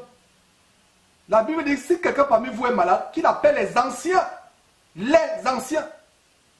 Les anciens. Et aujourd'hui, nous avons les gens qui font des véritables cirques. Ils font le one-man show, c'est-à-dire un show, un spectacle où il est là seul. Voilà. Verset 27, il a été malade, en effet, et tout près de la mort. Mais Dieu a eu pitié de lui. Pourtant, quand il était malade, il était à côté de Paul. C'est pour ça que Paul parle de lui. Il était à côté de Paul quand il était malade, il est près de la mort. Il a été malade, en effet. Pour vous montrer que la délivrance est Dieu. Quelqu'un qui est malade qui est à côté de Paul, beaucoup de vous, parmi vous qui me suivez aujourd'hui, auraient aimé être à côté de Paul. Petites maladies vont vers Paul. Petits soucis vont vers Paul. Mais voilà Épaphrodite qui était près de la mort à côté de Paul. Il a été malade en effet et près de la mort. Mais Dieu a eu pitié. Qu'est-ce qui se passe ici? C'est Dieu qui a eu pitié. Quel enseignement dans ce verset? Au final, quand vous traversez la maladie, vous sentez votre mort venir, ne mettez pas votre confiance à un homme comme vous.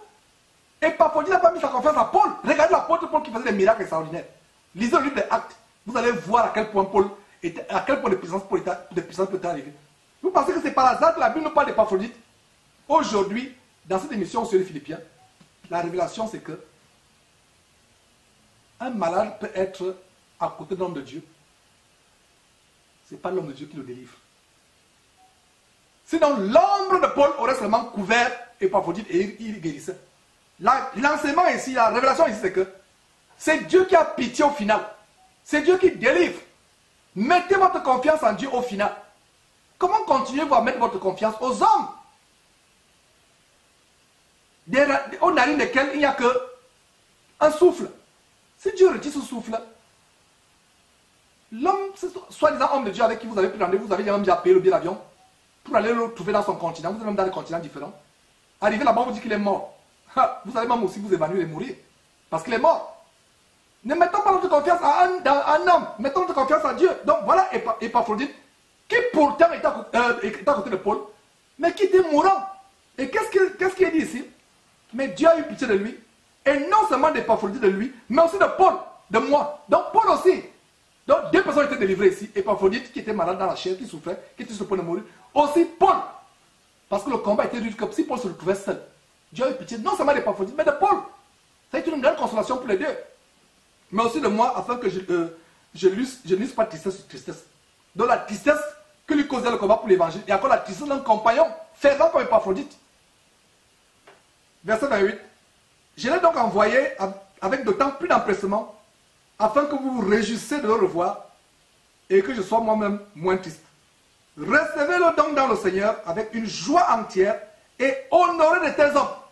Quand je vois l'honneur que les faux hommes de Dieu, les faux pasteurs, les faux apôtres et prophètes ont aujourd'hui, qui utilisent la magie pour délivrer les gens, mais c'est les vrais serviteurs de Dieu, qui sont des fois même insignifiants aux yeux des hommes, inconnus, qu'on méprise.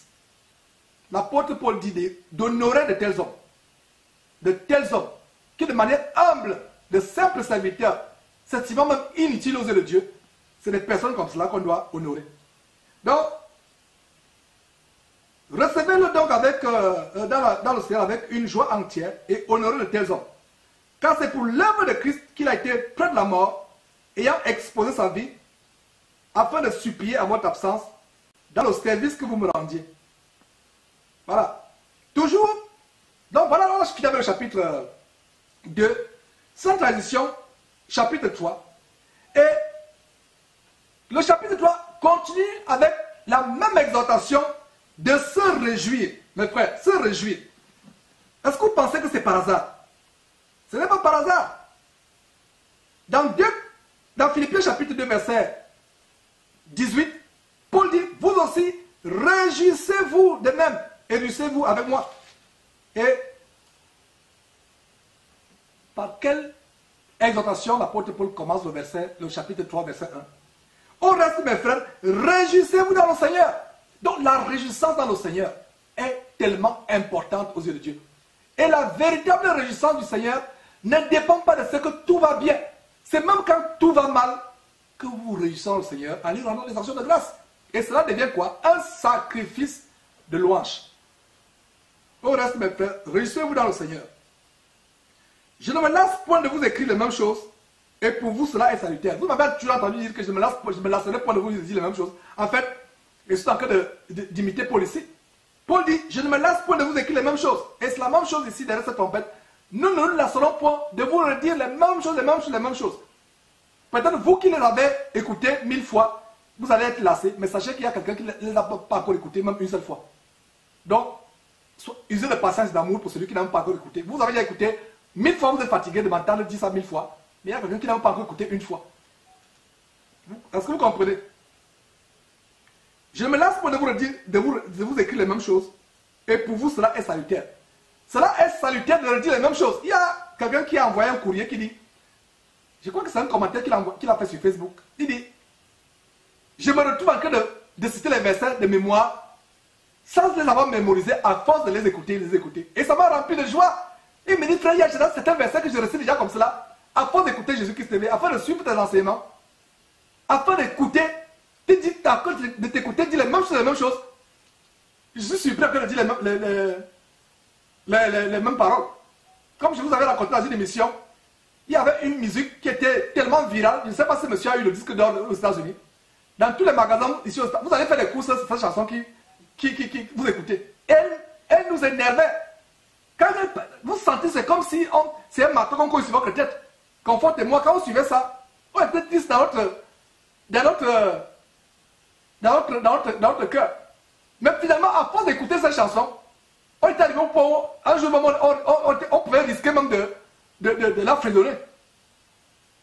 À force de l'écouter, on va quelque part dans un magasin, on la met. On allume la radio, c'est cette chanson. Ça, c'est les choses du monde. Mais connaît-il la parole de Dieu?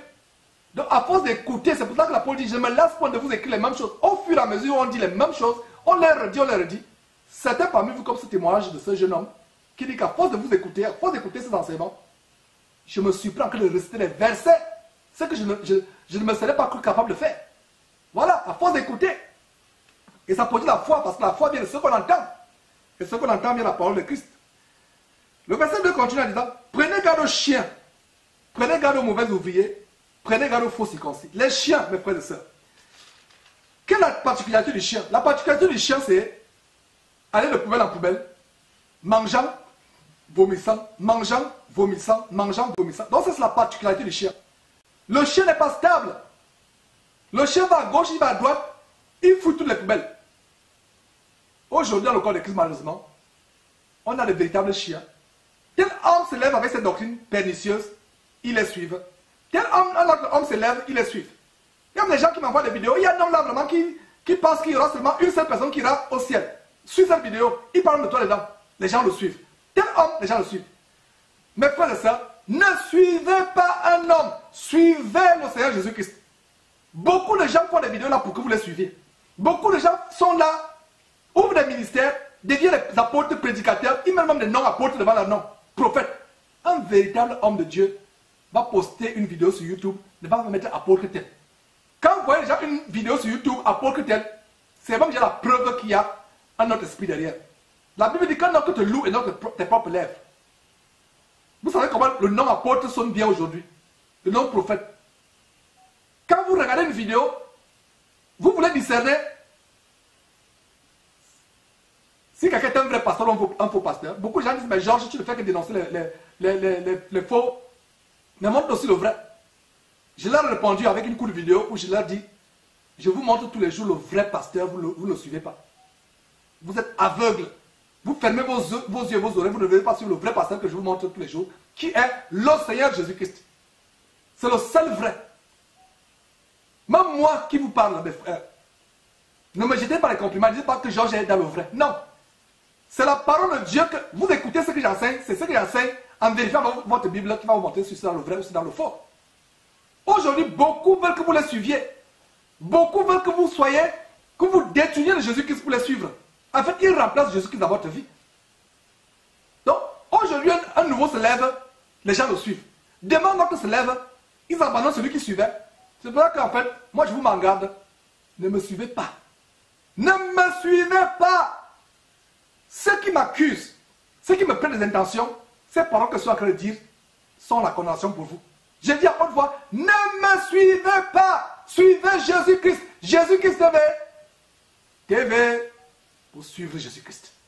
Pas TV pour suivre Georges. Pour suivre qui que ce soit. Allez à Jésus-Christ. Ne soyez pas disciples de Georges. Suivez Jésus-Christ. Prenez garde aux chiens. Ne soyez pas un chien. Ma soeur, c'est une chienne. Tu manges, tu aboies, tu vomis. Et comment elle aboie sur Facebook. Elle mange, elle vomit, elle va aboyer sur Facebook.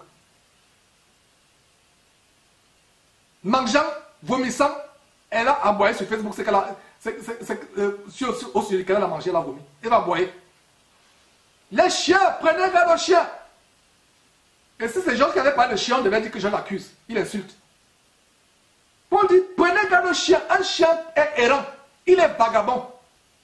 Pas les chiens domestiqués qui sont devenus même plus que les hommes. Allez regarder les vidéos qui posent sur Facebook. Les chiens sont devenus intelligents. Pas les chiens avec lesquels les gens font tout. Ils dorment avec les chiens comme si c'était des enfants. Dans la Bible, le chien, c'était... Quand vous disiez vous êtes un chien, il faut seulement pleurer. Le chien est vagabond par nature. Il est errant. Poubelle en poubelle. Voilà. Même le chien le plus domestiqué, il ne peut pas... Il va lancer lui une bonne cuisse de poulet. Il va oublier sa domestication. Le naturel devient au galop. Parce que c'est d'abord un animal. Et la Bible nous parle de l'homme animal. Paul, parlant, écrivant en Corinthiens, parle de l'homme animal ne reçoit pas les choses de l'Esprit de Dieu parce qu'ils sont une folie pour lui. Donc, les chiens, non seulement ils sont errants, ils ont cette caractéristique de l'homme animal. Ils sont animaliers. C'est des chrétiens, mais en fait, ce ne sont pas des chrétiens. Ils ont l'animalité en eux. Ils n'ont pas l'homme nouveau formé selon l'Esprit de Christ. Ils ont l'homme animal. Les chiens, un chien, c'est un animal. Prenez garde aux chiens. Ces gens qui devaient être matures en Christ, mais qui en sont encore à vivre comme des animaux, à réfléchir comme les animaux. Le cas de la sodomie. Même les animaux ne se sodomisent pas entre eux. Même les animaux. un chien. C'est une parenthèse que j'ouvre par rapport aux chiens. Des gens qui vont à gauche, à droite, qui courent. Prenez garde aux chiens. Prenez garde aux mauvais ouvriers. Prenez garde aux faux circoncis. Verset 3. Car les circoncis, c'est nous qui rendons à Dieu notre culte par l'Esprit de Dieu, qui nous glorifions en Jésus-Christ et qui ne mettons point notre confiance en la chair. Nous ne mettons pas notre confiance en la chair, mes frères et sœurs. Nous ne mettons pas notre confiance en la chair. Nous mettons notre confiance en Dieu et en Dieu seulement. C'est en Dieu que nous mettons notre confiance. Nous ne nous fions pas sur nos moyens financiers. Nous ne nous fions pas sur notre bagage intellectuel. Nous ne nous fions pas sur les diplômes théologiques qu'on a reçus à l'université théologique franc-maçonne de Oral Robert. Nous nous fions à Dieu qui pourvoit à nous le boulot et le fer. Notre capacité vient non pas de nous-mêmes, mais notre capacité vient uniquement et uniquement de Dieu. Mes frères et sœurs,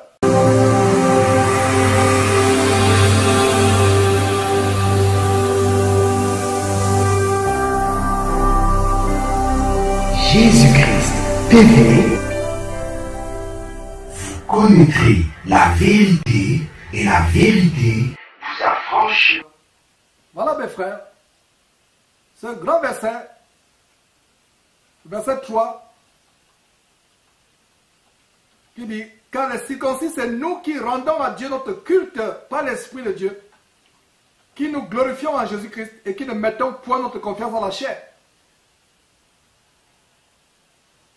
Nous rendons notre culte par l'Esprit de Dieu.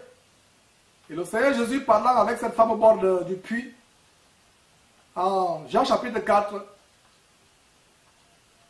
au cours de la conversation qui s'est engagée, le Seigneur lui dit, vous adorez ce que vous ne connaissez pas. L'heure vient et elle est déjà venue où les vrais adorateurs adoreront le Père en esprit et en vérité. Car ce sont là les adorateurs que le Père demande. Ça c'est Jean chapitre 4 verset 23. Et au verset 24 il dit, toujours dans Jean chapitre 4 verset 24 il dit, Dieu est esprit. Il faut que ceux qui l'adorent, l'adorent en esprit et en vérité. Et mon frère, ma soeur, pour savoir véritablement si tu as l'esprit de Dieu en toi, ou si tu n'as pas reçu un esprit qui vient de l'antéchrist du diable, je te recommande cette émission que nous avons faite, à savoir les révélations bibliques sur le baptême du Saint-Esprit. Parce que beaucoup ont reçu un faux esprit, un mauvais esprit, et l'attribuent à Dieu. Donc, verset 3, car les circoncis, c'est nous qui rendons à Dieu notre culte par l'Esprit de Dieu, qui nous glorifions en Jésus-Christ, et qui ne mettons point notre confiance en la chair. Moi aussi, cependant, j'aurais le sujet de mettre ma confiance en la chair. Si quelque autre croit pouvoir se confier à la chair, je le puis bien davantage, moi circoncis le 8e jour, de la race d'Israël, de la tribu de Benjamin, hébreu né d'hébreu, quant à la loi pharisien, quant aux zèles, persécuteurs de l'Église, irréprochable à l'égard de la justice de la loi. Mais ces choses qui étaient pour moi des gains, je les ai regardées comme de la boue, comme une perte pour une perte à cause de Christ. Donc j'ai lu le verset 27, excusez-moi. Mais ces choses qui étaient pour moi des gains, je les ai regardées comme une perte à cause de Christ. Et verset 8. Et même je regarde toutes choses comme une perte à cause de l'excellence de la connaissance de Jésus-Christ mon Seigneur, pour lequel j'ai renoncé à tout. Et je les regarde comme de la boue, afin de gagner Christ. Et d'être trouvé en lui, verset 9, non avec ma justice, celle qui vient de la loi, mais avec celle qui s'obtient par la foi en Christ, la justice qui vient de Dieu par la foi, afin de connaître Christ et la puissance de sa résurrection et la communion de ses souffrances, en devenant conforme, si je puis, en devenant conforme à lui dans sa mort, pour parvenir, si je puis, à la résurrection d'entre les morts. Voilà mes frères, j'ai lu exprès ce long passage pour vous montrer, en fait, quelqu'un qui lit cela va dire que mais Paul est en train de se vanter, Paul est en train d'énumérer ses acquis qu'il a fait par le passé sur terre. En fait, Paul est en train de fermer la bouche à ceux qui se vantaient à son détriment, afin que ceux qui voulaient l'affliger en le traitant de moins que rien. Et c'est le cas aujourd'hui. Beaucoup de personnes nous tiennent comme des fous. Beaucoup de personnes nous tiennent comme des va-nu-pieds, comme des clochards, comme des... Et il est arrivé par le passé, comme l'apôtre Paul, que je leur énumère ce que j'étais par le passé. C'est pourquoi je mettais ma gloire. Mais j'ai décidé de renoncer à ces choses, à l'ambition, au carriérisme, au grand projet d'affaires, à cause de la défense et la confirmation de l'évangile. Donc voilà les personnes qui ridiculisaient Paul, qui pensaient qu'il disait quelque chose, qui pensaient qu'il y avait une haute opinion d'eux. Et on a vu dans une émission précédente, toujours dans Philippiens, comment Dieu nous amène à ne pas avoir de nous-mêmes une haute opinion, mais d'être revêtu des sentiments nobles. Donc si quelqu'un ne comprend pas ce passage très clairement, la personne peut conclure que Paul s'est vanté. Paul a énuméré cela qui. En fait, il voulait fermer la bouche. Il en rappelle quoi? Vous pensez être quelque chose, mais laissez-moi vous rappeler que moi aussi, je peux aussi mettre ma confiance dans la chair comme vous le faites. Je vous énumère ce qui pouvait m'amener à me confier dans la chair, qui sont quoi? Circoncis le 8e jour, de la race d'Israël, de la tribu de Benjamin, hébreu de l'hébreu, pharisien par la loi, zélé pour persécuter l'église, irréprochable à la justice de la loi, et d'autres choses que l'apôtre Paul, je peux imaginer, aurait bien voulu énumérer si, mais il s'est limité, selon que le Spirit le conduisait. Mais au verset, ça dit, mais ces choses qui étaient pour moi des gains, c'était un gain, c'était un moyen pour Paul d'être riche. C'était un gain. Mais il les a regardés comme de la perte à cause de Christ. Et plus tard, plus loin, plus haut, on a vu dans Philippiens chapitre 2, verset 21, comment Paul disait que tous, en effet, cherchent leurs propres intérêts et non de Christ. Voilà l'exemple d'un homme qui arrivait au point où, malgré tout ce qu'il avait, hébreu né d'hébreu, pharisien, ce n'est pas Paul qui quittait la case des pharisiens. Et Paul était arrivé à un niveau où il occupait de hautes sphères dans le pharisianisme. Mais quand il était touché par Christ, c'est pour ça qu'aujourd'hui, vous voyez les chrétiens, ils deviennent chrétiens, mais ils continuent à faire la politique pour aspirer à être président. Ce n'est pas un véritable chrétien. En fait, il a rencontré un faux Christ. Il a rencontré un faux Jésus. Un véritable chrétien, c'est pour ça que tout à l'heure, quand on exposait la condamnation à laquelle a été assujetti, l'amende de 5 000 euros à laquelle a été assujetti l'ex-présidente du parti chrétien en France, Christine Boutin. Je vous ai dit, une chrétienne ou un chrétien ne s'engage pas dans la politique. Et si vous voyez un chrétien ou une chrétienne s'engager dans la politique, c'est que la personne suit un autre Jésus, un faux Jésus. Le vrai Jésus ne vous amènera pas à faire la politique. Aucun des disciples de Jésus ne s'est mêlé dans la politique. Parce que la politique suppose que vous allez être avec les hommes remuants. Or, même Salomon, dans la grande richesse qu'il a eue, le roi Salomon, en proverbe le dit, mon fils craint le roi et ne t'associe pas avec les hommes remuants. La politique suppose qu'il faut être remuant. Il faut battre campagne. Il faut dénoncer le pouvoir en place. On doit avoir le respect et être soumis aux autorités. La politique suppose qu'il y a les soumissions. La politique suppose la mutinerie. La politique suppose le soulèvement contre le pouvoir en place. Et c'est quelque chose qui est anti-chrétien. Voilà. Donc, Paul avait tout cela. Paul aurait pu, lui aussi, utiliser ces choses comme une source de gain. Mais il a renoncé à ces choses. Ces pasteurs qui sont pasteurs, mais s'accrochent à leur titre du monde. Ils ressemblent les décorations maçonniques des chefs de l'État. Grand chevalier de l'ordre de la valeur. Grand commandant de l'ordre de ceci. Les ordres francs-maçonniques. Et ils sont en même temps, ce ne sont pas les pasteurs. C'est les agents de Satan. Donc l'apôtre Paul dit, verset 7, mais ces choses qui étaient pour moi des gars, je les ai regardées comme une perte. Un véritable chrétien regarde comme une perte toute chose pour gagner Christ. Et Paul dit quelque part, soyez mes imitateurs, comme je le suis aussi de Christ. Voilà, verset 7. Mais ces choses qui étaient pour moi des gars, je les ai regardées comme une perte à cause de Christ.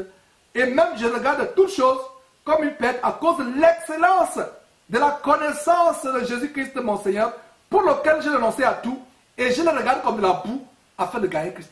Ça me rappelle quoi? Ça me rappelle ce qui est dit de Moïse en Hébreux chapitre 11. Cet homme qui était élevé en Égypte, qui peut être le successeur de Pharaon. Que nous dit Hébreu? Il a regardé avec mépris tous les trésors de l'Égypte, la gloire de l'Égypte. Il en est sorti parce qu'il avait les regards fixés sur quoi? Sur les choses à venir. Pas le roi maintenant sur terre, mais les choses à venir. Il avait les regards fixés sur la rémunération. Et c'est exactement ce que des siècles, même des millénaires plus tard,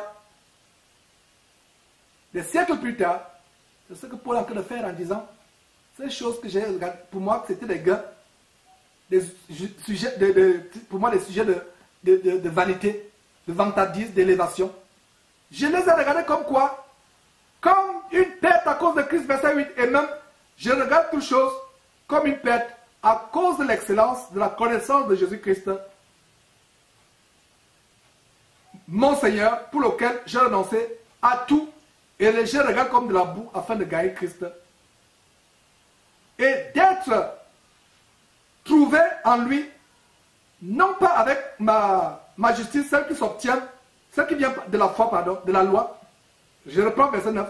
Et d'être trouvé en lui, non avec ma justice, celle qui vient de la loi, mais avec celle qui s'obtient par la foi en Christ, la justice qui vient de Dieu par la foi, afin de connaître Christ et la puissance de sa résurrection et la communion de ses souffrances. Donc il est en communion avec les souffrances de Jésus-Christ.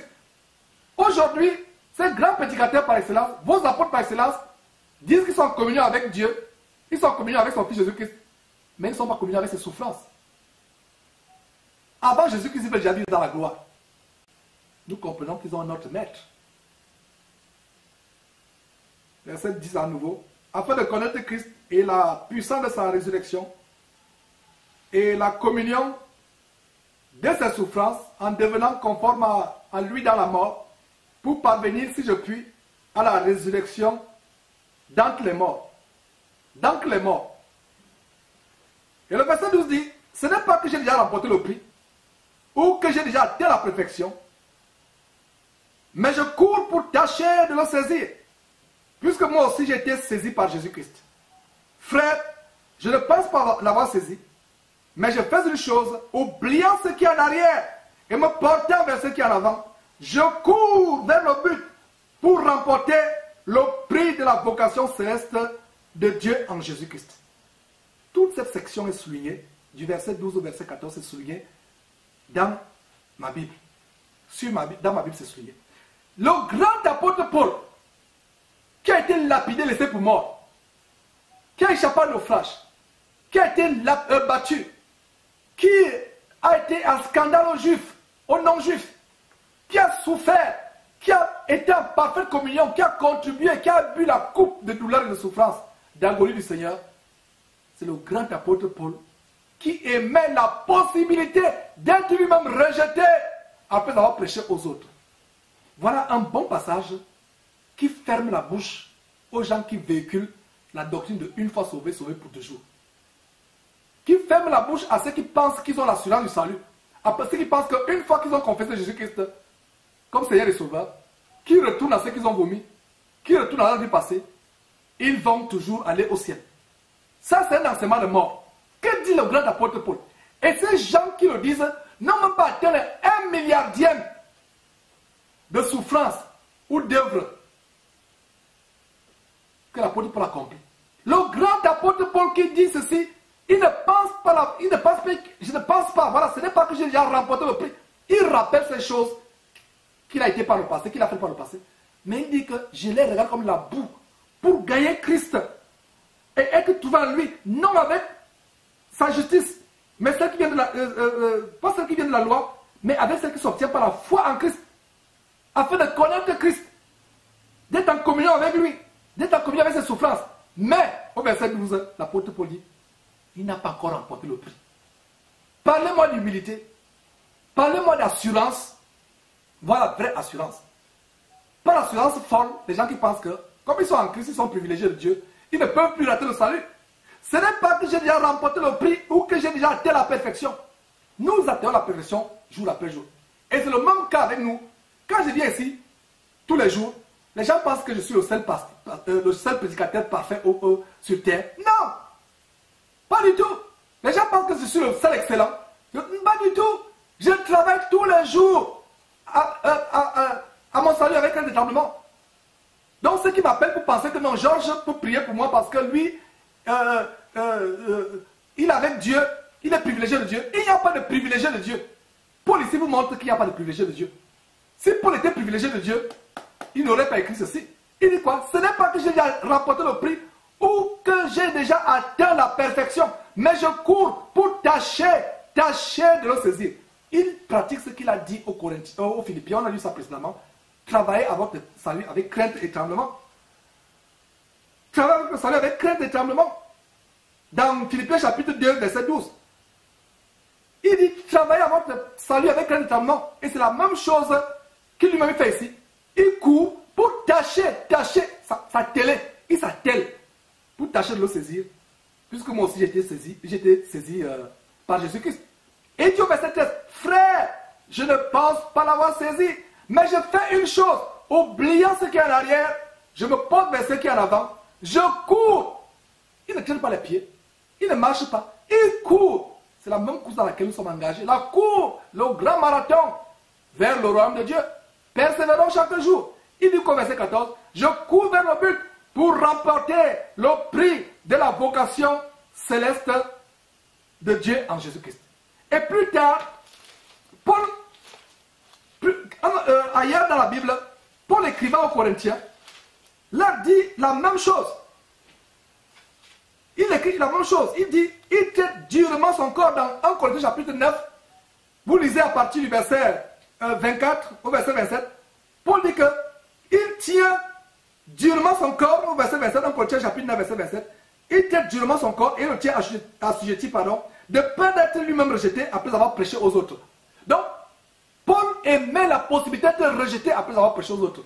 Mes frères et sœurs, voilà l'assurance d'un véritable prédicateur qui est humble, qui sait qu'en même temps que lui-même il prêche aux autres, il fait attention sur lui-même. Donc, cessez de prêter les intentions aux uns aux autres en disant qu'il pense qu'il est le seul meilleur prédicateur. Non, il n'y a pas de meilleur, mes frères. Je peux être aussi virulent dans ce combat pour l'évangile, mais en privé, mes frères, j'implore Dieu tous les jours de me parfaire.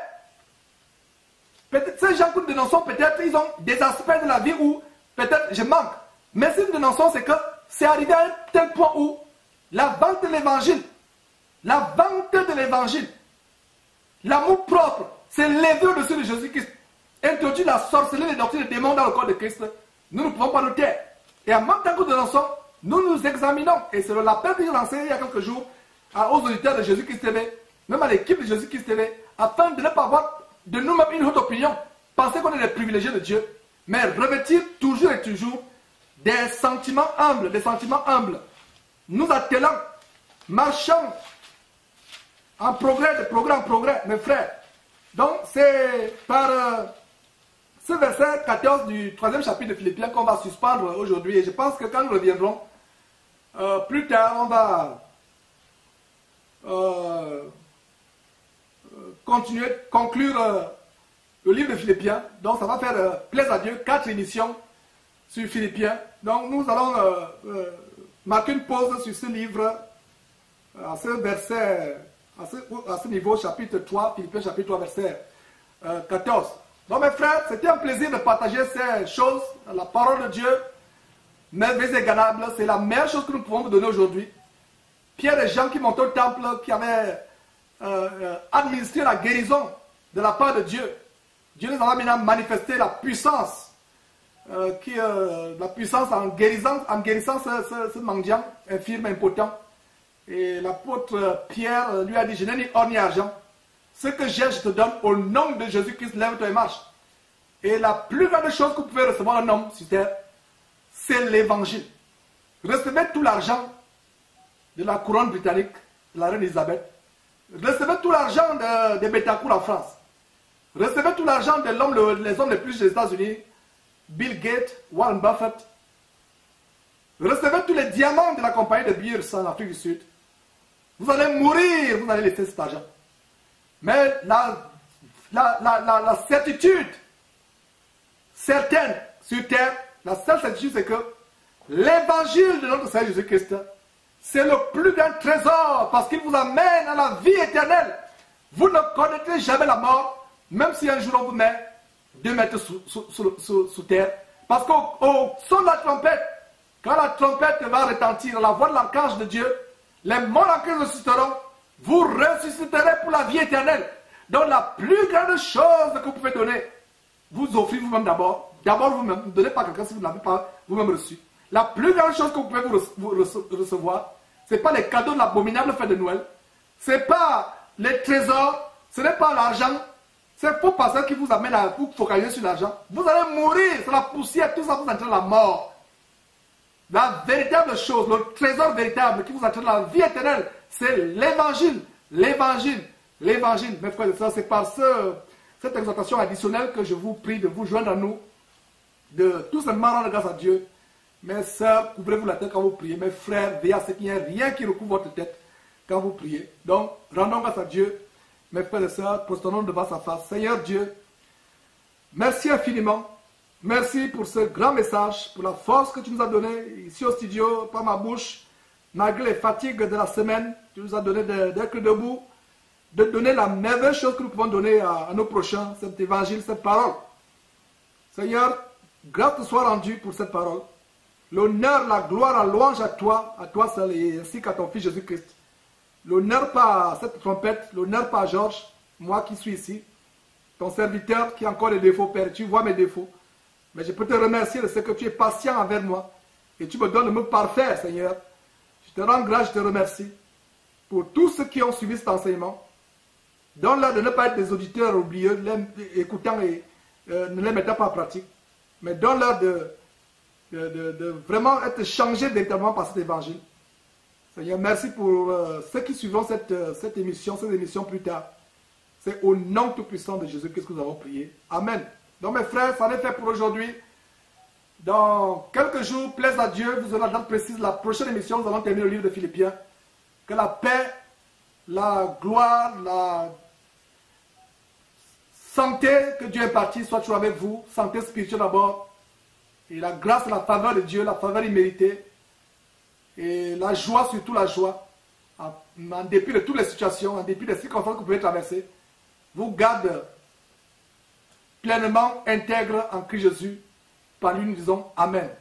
Bye bye.